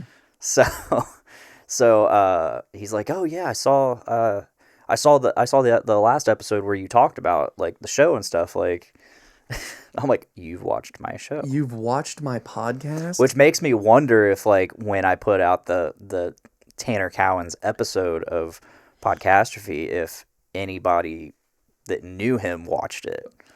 You never know. Anybody like Fluff or any of his bandmates. Like, he didn't talk shit about anybody. He just told the story of how he got kicked out. Yeah. And he didn't talk shit about anybody. He didn't really... I could see how the people in his band would see that he didn't take any accountability. Yeah. But, like, he was just saying his side of the story. Like, here's my piece. So, but anyway, yeah. So, like, I don't meet my heroes often. Well, and I don't like to bug people. I don't like to bug people. If I say, like, say you work at, like, I don't know, Dick's Sporting Goods, and I see you there, I'll say hi. I'll talk to you for a minute, but I don't want to take up your time or bug you or. Well, it's like, especially I think when you see celebrities, there's this. I have always said, like, because people always ask, they're like, what celebrities would you truly want to meet? And I'm like, man, that's a tough one. And I think my list, at least my list for the longest time, was like, I would love to meet Mark Hamill, just because it's Mark Hamill. Would love to meet Mark Hamill. I had always wanted to meet Carrie Fisher, because again, Carrie Fisher. Would always love to meet Keanu Reeves. I think the dude's just a genuinely awesome dude. Sure. And I had always wanted to meet Norman Reedus, because I think Norman Reedus is fucking great. Now, I've added people to that list since then. Like, would love to meet, like, Hideo Kojima and stuff. Oh, that'd be wild. That would be insane. But I'm getting ready to pick up Snake Eater again. Are you? Yeah. Snake Eater. I want to meet Paul Rudd. Paul Rudd would be great to meet. Just because I think it would just be a fucking great time. Yeah, he'd be a super chill dude. I would love to meet either, and we're back into the Star Wars thing, but like, would love to meet either Ewan McGregor even more so, which this says a lot, like even more than Ewan McGregor, and they're like neck and neck. I would love to meet Hayden Christensen. Yeah. I would love to talk to that dude just to be like, because I mean, I have fucking Darth Vader tattooed on me, and this, to me, it's always been really cool. There have technically been 4 Darth Vaders, right? You have James Earl Jones, which has always been the voice. He is the voice of Darth Vader. You have Sebastian Shaw, who was one of the actors in the suit for, I want to say, either A New Hope or Empire Strikes Back. And then there was a third guy, and I can't remember his name. I don't know. For the life of me. He was not Vader long. He, like, maybe one movie or something like that, and then they went back to Sebastian Shaw, because I guess George Lucas didn't really like Sebastian Shaw. But those two people, like, James Earl Jones was always, like, he was the Vader of Star Wars as it became, came into the new age, to the 2000s. And then now going forward, like once you got to the prequels, from the prequels forward, like on in the live action, it will always forever be Hayden Christensen. Yep. Like I can never see a point where they're like, you're just going to be in the suit, but you're not, because he's not the voice. When James Earl Jones died, that's another guy I would have loved to have met while he was alive. Would have loved to have sat and talked with James Earl Jones. They said, Disney was like, we got the permission from James and his family. We're allowed to use archival audio from him, and he apparently recorded a bunch of stuff on the side. Well, he gave permission to use AI generated versions of his voice. Yeah. And so I didn't know this until after he had passed, but he recorded a whole bunch of like stuff that they could archive as Darth Vader so that they could train an AI on his voice, on Vader's voice. So it's still James Earl Jones. It's an AI doing it, but it's a mix of like the AI and James Earl Jones. Yeah. Which I think is just so neat. Which this is also reminding me that we still haven't talked about Darth Maul season finale. We haven't. The Maul Shadow Lord season finale. I actually forgot about that. We haven't done that. Which we don't have to talk about right now. We're still technically talking about the concert. We are talking about the concert. Lorna Shore was fucking great. Their set was fucking great. I think the one song I wasn't into is actually a song I really like, and it's like it's called In Darkness. Mm-hmm. Yeah. And I really like it. Kind of fell flat to me, but I think that was also because of my state at the time. Yeah, you're just in pain. You're not feeling 100. But everything else was so good. Let's see, the set was Oblivion into Unbreakable into, I'm trying to think of what came after Unbreakable. I'm just going to look up the set list. I wish they would have played Forevermore, man, which I get why they not. They wouldn't have played that. That's such a long song. Like, I get why you're not going to play that, but it just would have been tits, man. That was like the only song I wanted to hear. Let's see if it's... Also, while you do that, you can entertain our 1 or 2 viewers. I can't believe you're doing this to me. I know. And I'll be right back. Oh, I don't want to say this without you. Well, you gotta entertain the viewers real quick. Oh, no. That's a one-on-one, pal. What is going on? I can't even find our... Let's see. Okay, found it. Found the set list. Okay, yeah. No, it was fucking great. It was a great show. Let me see here. What can I talk about that doesn't have to include Scotty? So, I'm always in the process of trying to figure out how to do merch. I think we're gonna start coming along with that here soon. I'm also starting to get a little bit buzzed off of this stupid soda. So, yeah, I mean, I haven't drank it too fast, and now at this point, I'm nursing it just because it tastes so fucking good. Anyway, just be on the lookout for some merch. I think I'm going to do it through Redbubble, redbubble.com, which is like a sticker site and all that. BioBreak, yeah. So it's like a sticker site, but you can also get designs, and you can put designs up there and be able to basically print it out as a sticker or a t-shirt. So I'm going to try to figure out how to do like a storefront on there, or basically like, hey, check out these things that you can buy. Yeah, basically a storefront. So that way, when we do get merch designs, people can just go there and buy it. Yeah, Podcastrophe probably won't make a lot of money off of it, or if any at all. But that's fine because it's more about like getting merchandise into the fans' hands and stuff that you can wear, stuff that you can show off that you're listening to Podcastrophe or that you're a fan of Podcastrophe. So, yeah. I think Scotty's coming. Are you entertaining our viewers? I'm trying. Our viewer. Bio break. All right, so I got the set list. You have the set list. So it was Oblivion. Okay. Unbreakable. Mm-hmm. War Machine. Yep. Which, yeah, I was really blown away by War Machine. It kicked ass. Then Sun Eater. Sun Eater, I love that song. That's a fucking fantastic song. I popped during that one. Then it goes into Curse to Die. So Curse to Die is another one off of Pain Remains that I'm like, I really like that song, but I could have done without it in the show. Mm-hmm. But it's like... It didn't fit like the theme. It fit the theme. It just kind of was like, okay, I'm ready for the next song. Because there are just better songs. That's fair. So Curse to Die into In Darkness. So 2 songs in a row where I'm like, I really like this song, but I'm ready for other songs. Into Glenwood. Glenwood. That's my dad's name, Glenn. So Glenwood, and that's funny because the song's about his relationship with his father. Is his father's name Glenn? No, Wood? I think the street. I think the street. It was either the street or like the township that he lived in. Oh, it's called Glen. Okay. Yeah, Glenwood, because it says take me back, or take me home. Mm-hmm.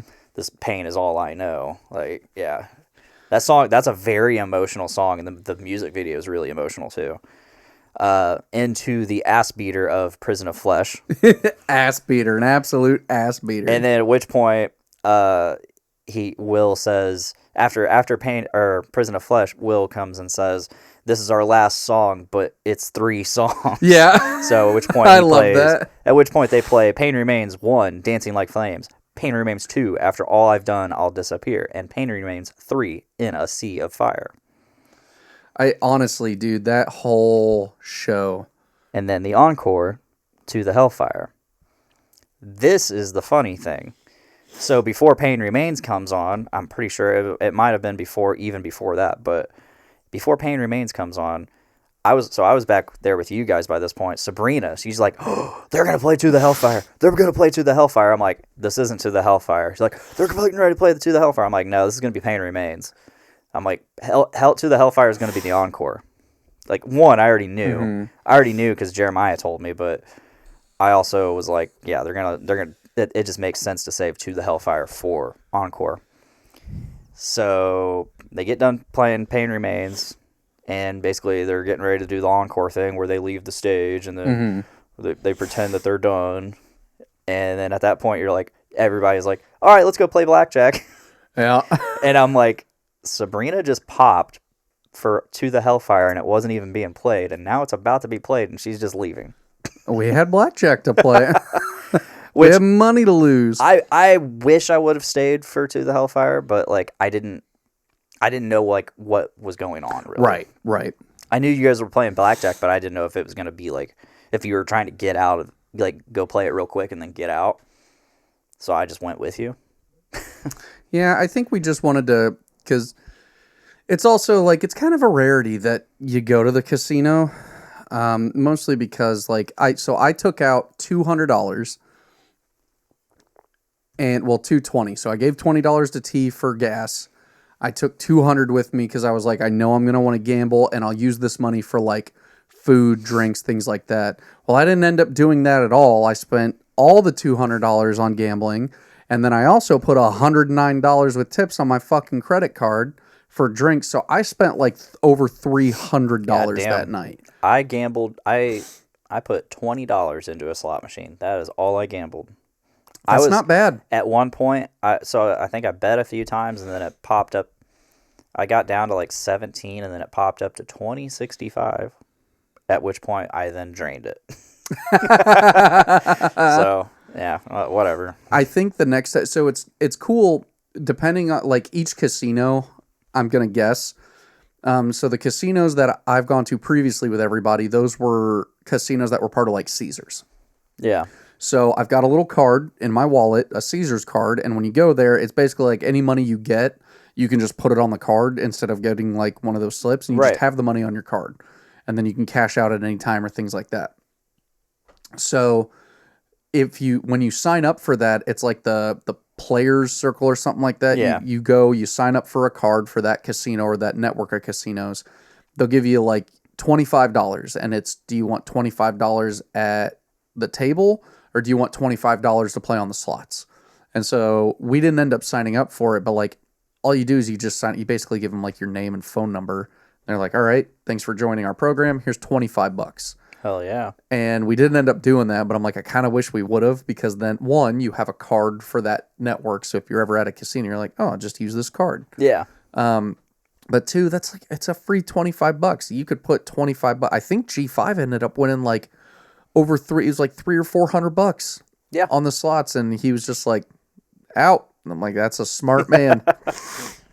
So overall, what did you think of the Lorna Shore show? I thought it was fantastic. Yeah. I thought it was 10 out of 10 set.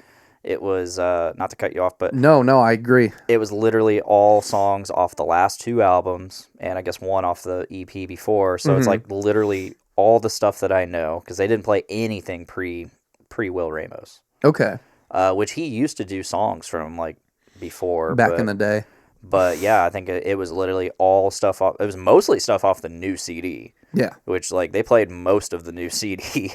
But it's a great fucking CD. I thought that show... I listened to the new CD a few times before going to see him, and I thought that show was fantastic. The energy was great. Like, we had a lot of fun. And so, like, I'm not because I've got, like, it kind of an anxiety factor of, I don't want to go into the pit or get, like, in the crowd and stuff, because I feel, like, claustrophobic in a sense. It's just a lot of people. I feel like where we were at, you might have been fine, because, like I said, it wasn't, like, super condensed. It wasn't shoulder to shoulder. Like, I went to a show last year with Sid and Tyler and Brian.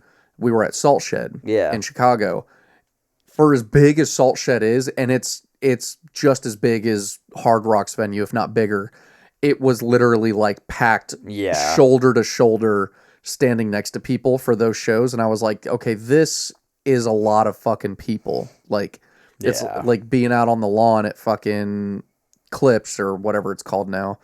And you're just it's Ruoff now. Ruoff. And you're just like standing like this next to everybody because they oversold and it's just fucking packed. Like, I don't like that. Stuff Rarely like that. Fucking happens at Ruoff. Yeah. I'm sure it depends on who's there, but like, maybe up in the pavilion, but I hate shows like that, mostly because I don't want to be claustrophobic. I want to have room to move around. Like, it's not fun at all. But I mean, sometimes like I don't really get the anxiety about it, but like to me, it's just like, this sucks, but like I'm just gonna focus on the thing I'm here for. Yeah. No, overall, the entire show I think was a 10 out of 10. The experience was great. Going to the casino was a ton of fun. Beans taught me how to play some slot machines like a little bit better. She's been teaching me like about casinos and how to gamble, because she's good at gambling and she does it a lot. So she's like, I'll teach you how to play the slots, what to look out for, like tell signs of you want to sit at this machine, you want to put this much money into it. I don't know if you were there when we sat down and played blackjack the first time. We had this dude, he was definitely like Northern European. He was like Swedish or Finnish or something like that. Yeah. And I had never played blackjack at a table before. And so he'd be like, it's my turn. And he's like, looks at me and I'm just like, hit. And he's like, like you got to do the do the hand thing because there's a camera. I didn't know that there's a camera. So that's why, like, when they take your money, they lay it out the way that they do and they spread it out so the camera can see, like, it captures everything. And I'm sure it's very highly regulated federally, right? Has to be. And so I'm not getting it. And at this point, I'm pretty baked. I've had a few drinks. And so we're sitting at this table and I'm just like, I'm not getting it. The guy was like, sir, this is a game of show, not tell. And I was like, huh? Oh, and I was like, yeah. You're stuck. You're stuck. You fool. And so, Sabrina and T were like teaching me how to play at a table and stuff. Hey, what up, Baba? Hey. Betcha Joe. Hey. But yeah, it's the whole experience, the whole night. Such a good night. And then it's funny, on the way back, everybody fell asleep. Everybody fell asleep in the car. Me and T at one point were the only two people up. Yeah, I definitely fell asleep. Oh, everybody did. Yeah, I think after like I don't even remember like so we stopped just outside of Maryville so I could go piss.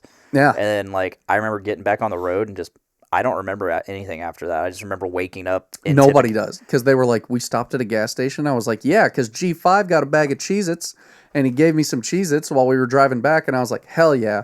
And at one point I was like, I put my hand back again and I'm like, homie, buddy, G-Fizzle, and I look back and he's asleep with his hand in the Cheez-It bag, and I was like, hell yeah, dude. Like, also G5, great give a shout out to G5. That is a hilarious dude. He's funny as fuck. Yes. Real nice guy. Like, I look forward to hanging out with that dude again.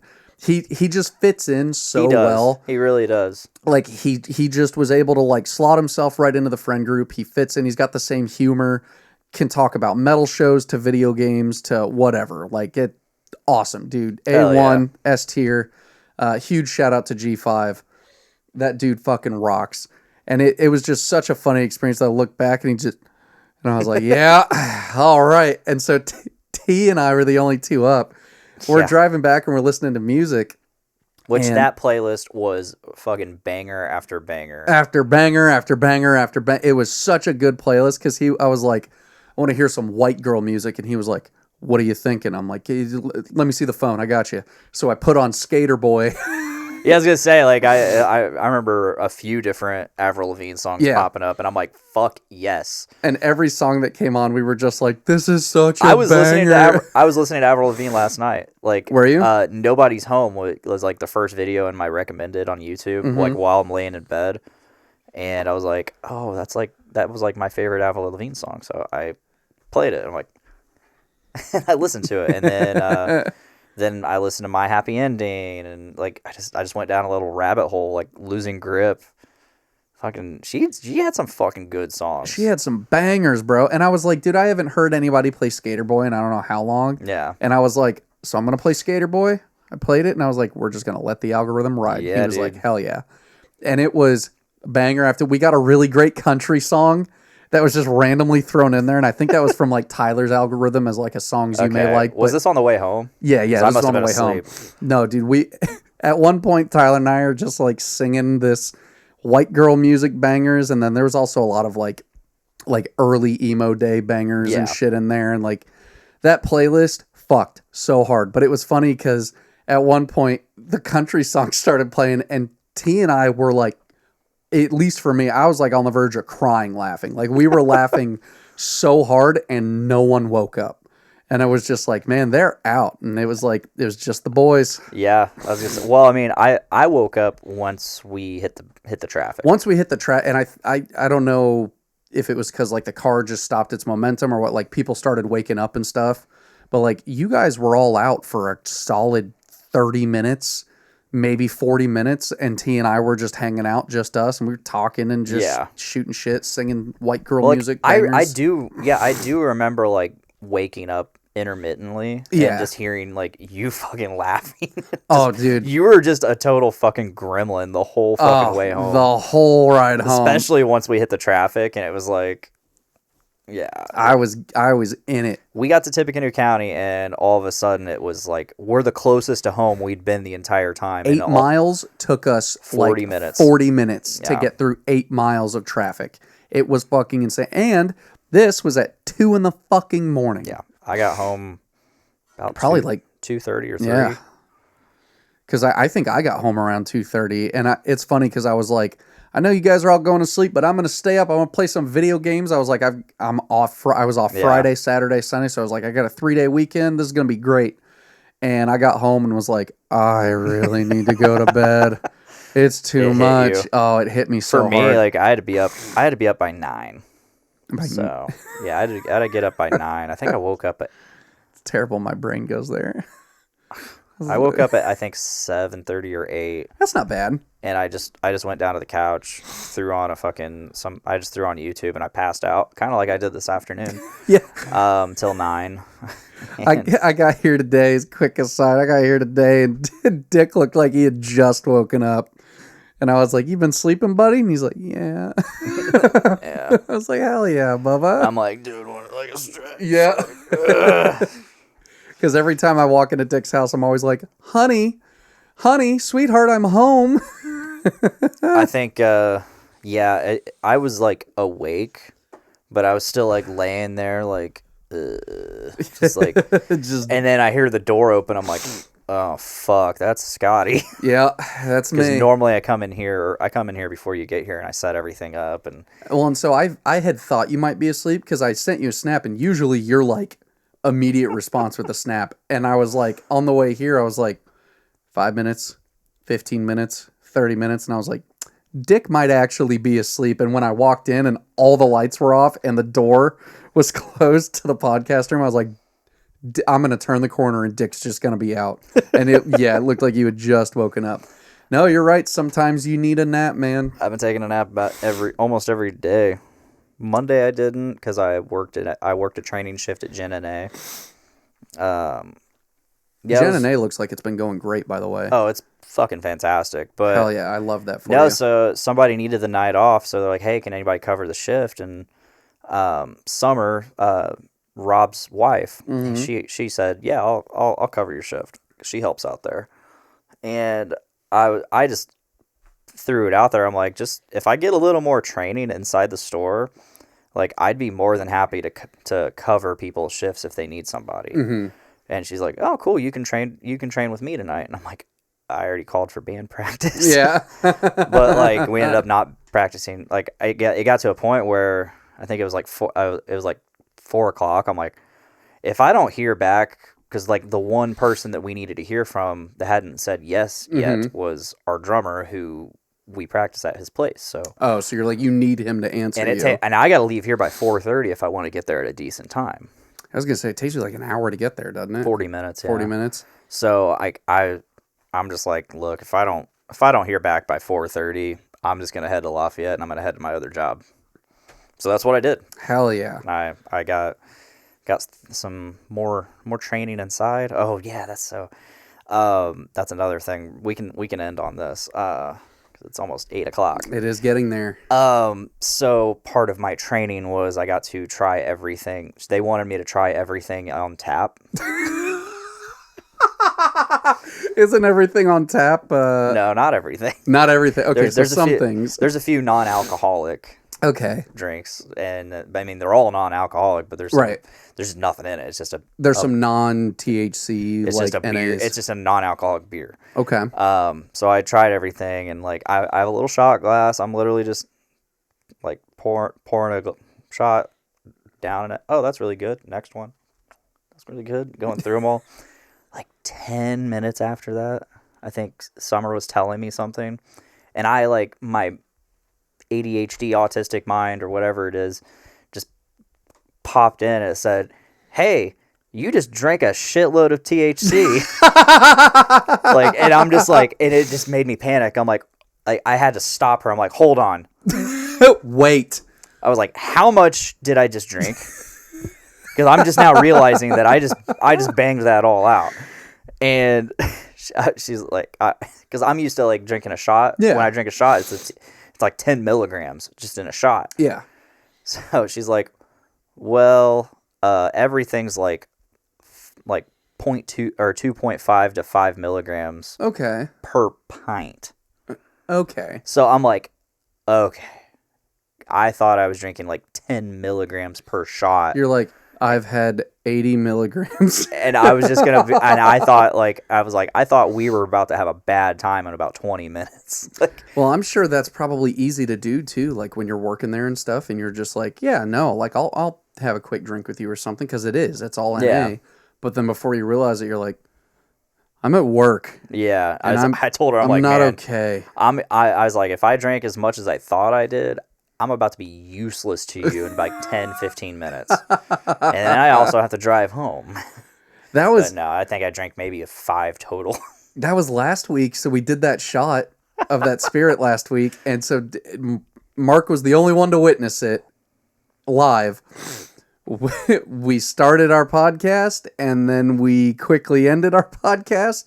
Dick and I talked for like maybe 3 minutes, 2 or 3 minutes, and I was like, I've got to fucking get home. I sent you on your way. My brother was on his way, or I had to call my brother. So well, so it's funny. I get back to town, right, and I'm like the whole way there, I'm like, breathe, focus, lock in, and so I get back to town, and I was like, maybe I'll stop by the end zone. And so I go stop by the end zone real quick because I was like, I'm going to get some food and I'm going to go home. So I stop by the end zone and Sabrina, Sid, and Tyler are there. And I think, or no, Sabrina and Sid were there and Suze was there. And I can't remember if T showed up right after or what, but I'm sitting there and Suze just looks at me and she goes, "Are you okay?" And I was like, "Huh?" And I was like, I think so. I was like, I'm sorry, I've had a little bit. I was like, I'm not going to lie, I'm not all here right now. Yeah. It was a lot. That hit me like a fucking truck. I proceeded to not. So if for those who actually like listen to the podcast and like get through like whatever streaming service you use, there was a reason the episode didn't go up for like 4 days. Because like I literally just didn't have it in me to do anything all weekend. Like just the pain and just being busy. Like I was just wiped out all weekend. However, I will say this: Saturday night, I drank on top of like the 5 milligrams or so I had earlier in the day, just working the farmer's market. I had a 20 milligram. 20. I drank that and I watched Fight Club. Yeah, such a good movie. And a good movie. I'm not gonna lie, I felt it. I got high, but it didn't knock me the fuck out like it always does. Like that late at night. I still don't know what the fuck, because I'm no slouch. All right, I've got 9 gigglies as a record. On a decent night, I can still go and champion like 4 or 5.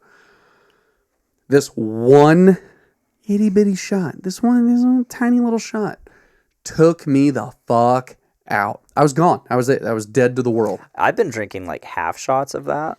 I feel like half a shot would have been perfect. I'd have been like, but that relaxed night, enough. That night, I was like, fuck it, we ball, and man, we both took the full shot. Damn. Too close to the sun. Our wings melted. We melted, literally. Yeah. Way too close to the sun on that one, pal. And that's got L-theanine and lion's mane in it. So I wonder if it was like the L-theanine or something that just made it. It's not that it hit so hard. It's that it came on so fast. Because once you were there, you were just like, it's not like it kept going and going. You were just there, but you're like, this is a lot really quickly. I drank this whole thing, and it's 10 milligrams, and I'm fine. But I slowly drank it over the whole podcast. So. Right. Mostly just so I could savor that fucking cream soda flavor. Dude, those flavors are so good. Well, it wasn't just the THC. It was all the other things, too. Yes. It's true. It's true. The L-theanine will calm you the fuck down. Yeah, it did. Mark, you could see it, right? Like on our face, that we were both just like, yeah, man. I think it also just really didn't help. We had nothing to talk about. We had nothing to talk about. That was, I think, the first episode we've had, like, it wasn't just dead air. Yeah. Like, the whole episode was dead because we were like, we haven't done anything in a while. Like, all I we could don't focus have on anything was, going on. the fucking pain in my mouth, too. Yeah. So it's like, I have nothing to talk about. All I feel, like, I kept focusing on that. And then on top of that, I was, like, zonked out. So, like... zonked out. I feel like if I would have actually had something to talk about, or we had something to talk about, I probably would have been able to stay more engaged. Yeah. But... we didn't have anything. We had no guests. We had... sometimes it just be like that. Sometimes it do be like that. It was an interim episode. We did talk about some stuff. But... and that's why, too, though. But yeah, I was so drained the next few days, especially from the concert... the pain. Oh, I'm sure. The doing farmer's market. Like, I was fine doing I almost thought I was going to have to go to the ER. Really? Yeah, so Friday night. And I noticed this after I woke up in the car on the way back.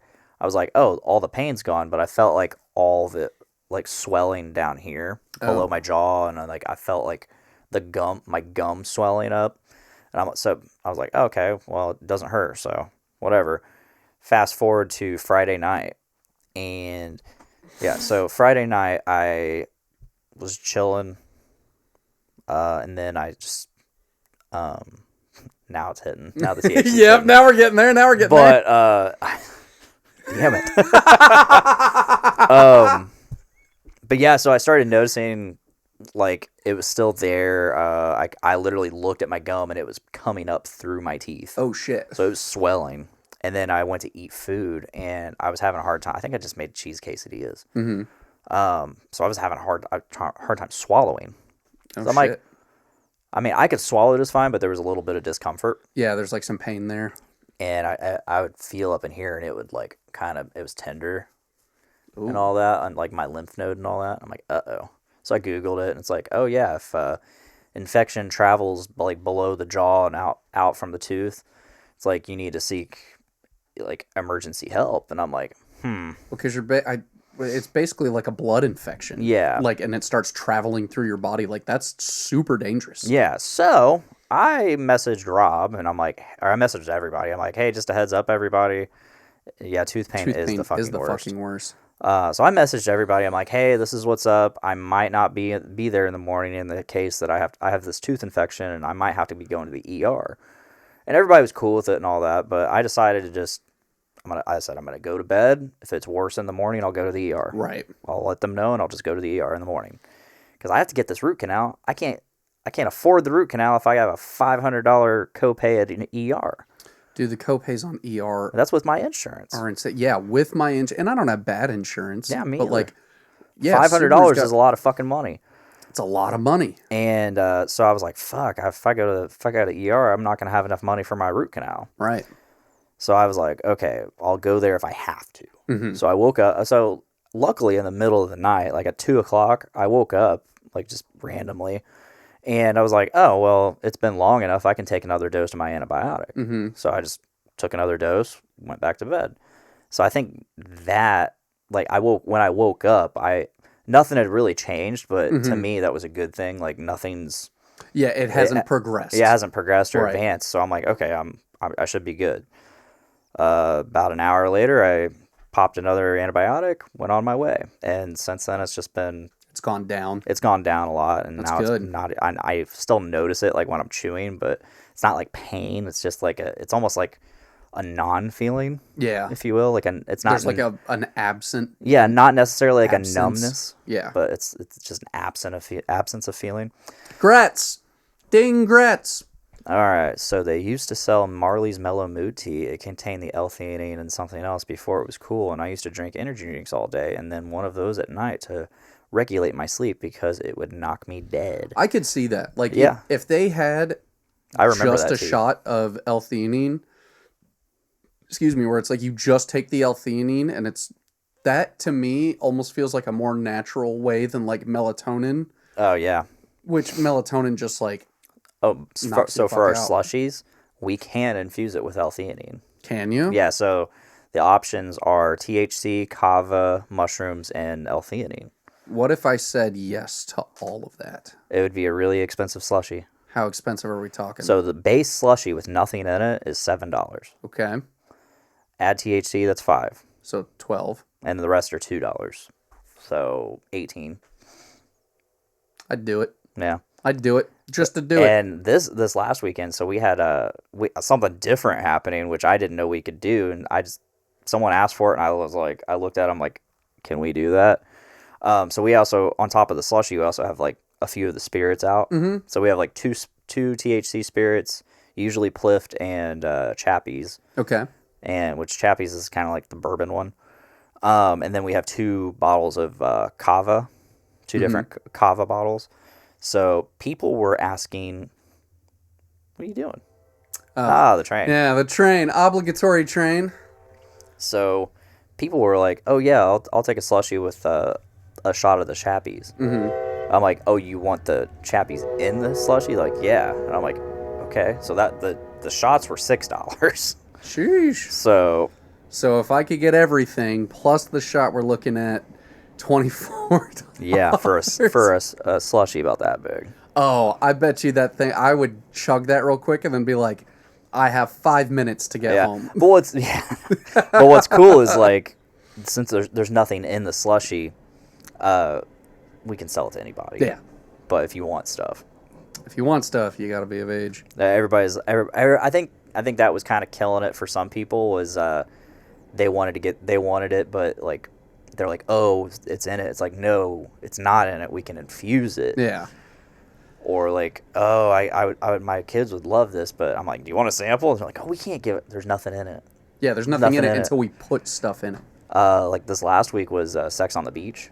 Oh, God damn it. Made with non-alcoholic rum. That is... It's not been a thing as much in my 30s, but in my 20s, when I first turned 21, I had such a thing for girly drinks. And actually, I feel bad about it. Sid and I still have to do it, but now we're going to make a whole thing out of it. I told Sid, because she was like, when I turn 21, I just want someone to go out and have a bunch of girly drinks with me. And I fucking adore girly drinks. I love them. There's just... My whole philosophy was, why do I want to sit there and act like a macho man and be like, oh God, like, yeah, this is great. I love this. If you don't actually enjoy it, which like I've developed a taste, 12 years later almost, but it's one of those like, I don't think that anybody gets like a Jack and Coke when they're first 21 or, like a vodka and whatever. And they're like, yeah, this is great. Maybe you do, but I think by and large, it's like one of the first drinks I ever had was Captain and Coke. Which, like, they're fine, but it's you still, like, your body's still not used to it yet, and you're just like... I think first alcohol I drank as a 21-year-old was St. Patty's Day, and I think I had a shot of tequila. I love tequila. Yeah, silver tequila, not gold tequila. Yeah, fuck gold. Not a fan of gold. I like silver tequila and vodka. If I'm drinking, love girly drinks. If I'm drinking liquor straight, I hardly know. Mm-hmm.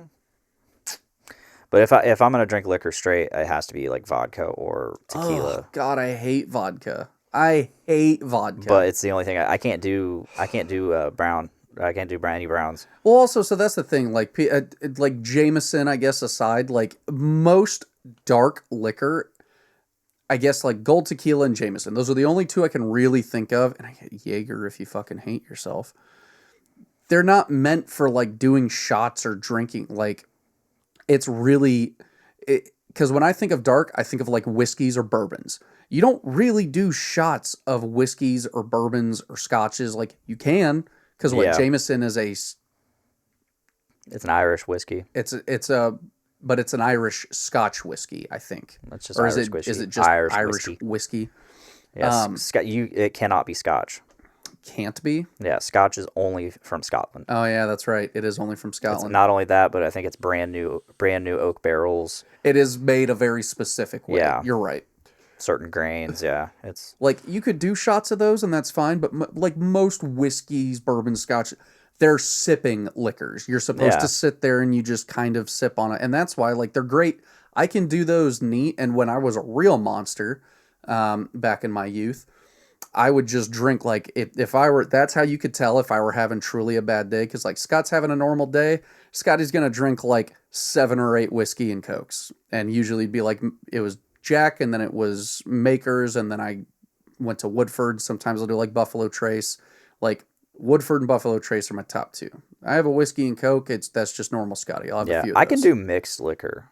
I can do mixed liquor, but straight, it's got to be tequila or vodka. That's how you know I'm having a bad day. If I'm like neat on the rocks, it's like Scott's having a rough day.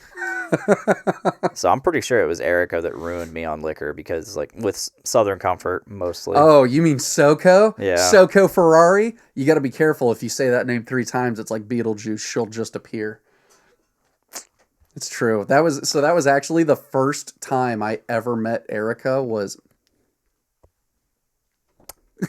Yeah. that was the first time I ever met Miss Erica was... it was at the Doom Room when it was on 26th Street. 28th Street. And we were... Is it 28th Street? It's 28th Street. Shit, it had to have been like right down the road from where I live now because I live on South 28th Street. I want to say it was like 130... 30's coming to mind, but it was like 130 North 28th Street. So it would have been down 28th Street from me, which that seems right. Yeah. Because I live at 333. Yeah. I'm only half a devil. First night I met her, she was like, because she knew my older brother Felix, and my older brother Felix would hang out there. 666 is not the number of the devil; it's the number of the beast. The beast is not the devil. Nobody reads the Bible. Revelations is pretty cool though, and I have read the Bible. Bible. I've read the Old Testament. I have not read the New Testament, because also Old Testament is just so righteous. It's so raw and righteous, and it's just fury. There's that clip, and I don't want to run too long. We're at 2 hours now. There's that clip of Trump in 2015 when he was talking to the evangelists. God, you can tell it's hitting me. But they're like, gin and tonics are great. They're like, what's your favorite book? He's like, oh, that's really personal. Like, I don't talk. Well, what is your favorite book in the Bible? Like, what's your favorite passage? Like, no, that's just deeply personal. Like, I just love it all. I just love it all. Giving a total bullshit non-answer. That dude's never read a page of the Bible. Okay. Well, let's ask this: do you like the New Testament or the Old Testament better? He's like, oh, both. I just love it all. It's like, man. And I was just thinking the other day, it's like, there's the band Testament. Yeah. And I'm like, am I an Old Testament or a New Testament guy? It's like, I just like it all. I like Testament. Testament's fucking great. Like, that would have been the most badass answer Trump could have ever put out. It's like, I love all Testament. Testament fucking rules. Chuck Billy, Alex Skolnick. Hell yeah. Oh, that's so funny. But I'm like, yeah, I'm more of like an Old Testament fan. I like their older stuff better. Dude, Old Testament's so great. Yeah, Erica was hanging out with my older brother Felix, would hang out at New Breed. He started getting tattooed. He's the reason that I have the tattoos that I have today, because through him, like, he was one of the king shop rats, right? And so when I started coming there years later, she was like, hi, who are you? And I was like, oh, you're Erica. And she's like, yeah. And I was like, oh, I've heard of you. I think I've met you once or twice. Like, I'm Felix's younger brother. And she was like, you're Felix's younger brother? And she goes, drink, and handed me a thing of SoCo and just had me pound it. Yeah. It was actually funny. That night at the Doom Room show, I remember I was sitting on the like wooden deck that was off to the side or like up front, and there was a table there, and I'm sitting on the steps for the deck, and I've got my head just down like this. I was shit-faced drunk. I was wasted. So I've got my head down, just kind of like collecting myself. And I hear this voice behind me. I still don't know to this day who it was, but this guy was like, you look like shit. And I managed to like lean my head up and look back, and this dude's just sprawled out, laying on the table. And I was like, I look like shit. I was like, you look like shit. You're sprawled out on a table. And he was like, yeah, I'm pretty drunk. I was just like, what a great interaction. He's like, you look like shit. I wonder if that was Nick. I wonder who no, because, I guess no, I didn't know Nick at the time. But it was just so great. Like, you look like shit. And I was like, motherfucker, I look like shit. You're sprawled out on a fucking table. Yeah. With your face to the sky. Like, at least I've got myself collected. Fuck you. There's some fantastic pictures that always show up in my Facebook memories of me drunk as fuck on the basement floor of that house. I've never seen drunk as fuck Dick. With just a guitar in my I'm just laying on the ground with a guitar, and I had a quarter and I was just strumming. Meanwhile, everybody's across the basement just having the time of their life playing beer pong and shit. And I'm just like off. And I'm pretty sure this was a night Erica was present with Southern Comfort. This might have been the night that I bottle chugged SoCo. I don't think I've had SoCo since the days of Miss Ferrari. Yeah, 2013 was the last time I had SoCo. Yep, that sounds about right. Yeah. It's been a long time since. And it's funny because we started this. You had mentioned Erica ruined liquor for you. There was a night. And I've told the story before, but it's my famous Tinder profile picture where I'm all passed out with one pant leg rolled up, my shirt was unbuttoned, my pants were unzipped, and one hand was like off to the side like this, and I had ibuprofen in my hand, and I passed out, just completely passed out drunk. Erica had me try a martini, a real martini. So Even Kerrigan doesn't know his wife's martini order, but it is a Bombay Sapphire martini, shaken, never stirred, slightly dirty with a spritz of vermouth, and no less than 3 olives. That is Erica's like to the T martini order. And I ordered one of those with her at Knickerbocker, and I can't tell you what happened the rest of the night.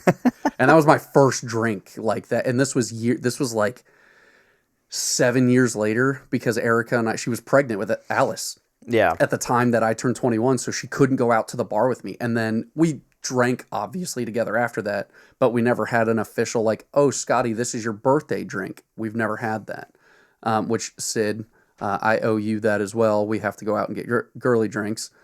So she's like, have a martini. She's like, you know my martini order, so I ordered 2 of them. Worst drink hands down. I would drink what's the fucking I would drink Malort. Oh God. Before I would have another Bombay Sapphire martini. That was potent. It was stout, stiff. Just like me right now, and I should probably go take care of that. He's got a stiffy. Now, it is time though. It is time. It's time. Late. I need to eat some food, and somehow I have to pee again. I do have to pee. I'm an old man. I can go to my own private pisser though. So. Oh, there you go. Yeah, it's been a good show. It's been a good episode. It's a great episode. We actually made it to 2 hours, unlike last week.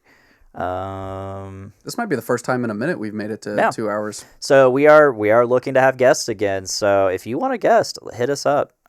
It'd be a lot of fun. We need to do another Discord hangout. That'd be a lot of fun. That would be a blast. And then yeah. So if you like us and you're watching YouTube, smash the like button, subscribe, share, leave a comment, all that fun stuff.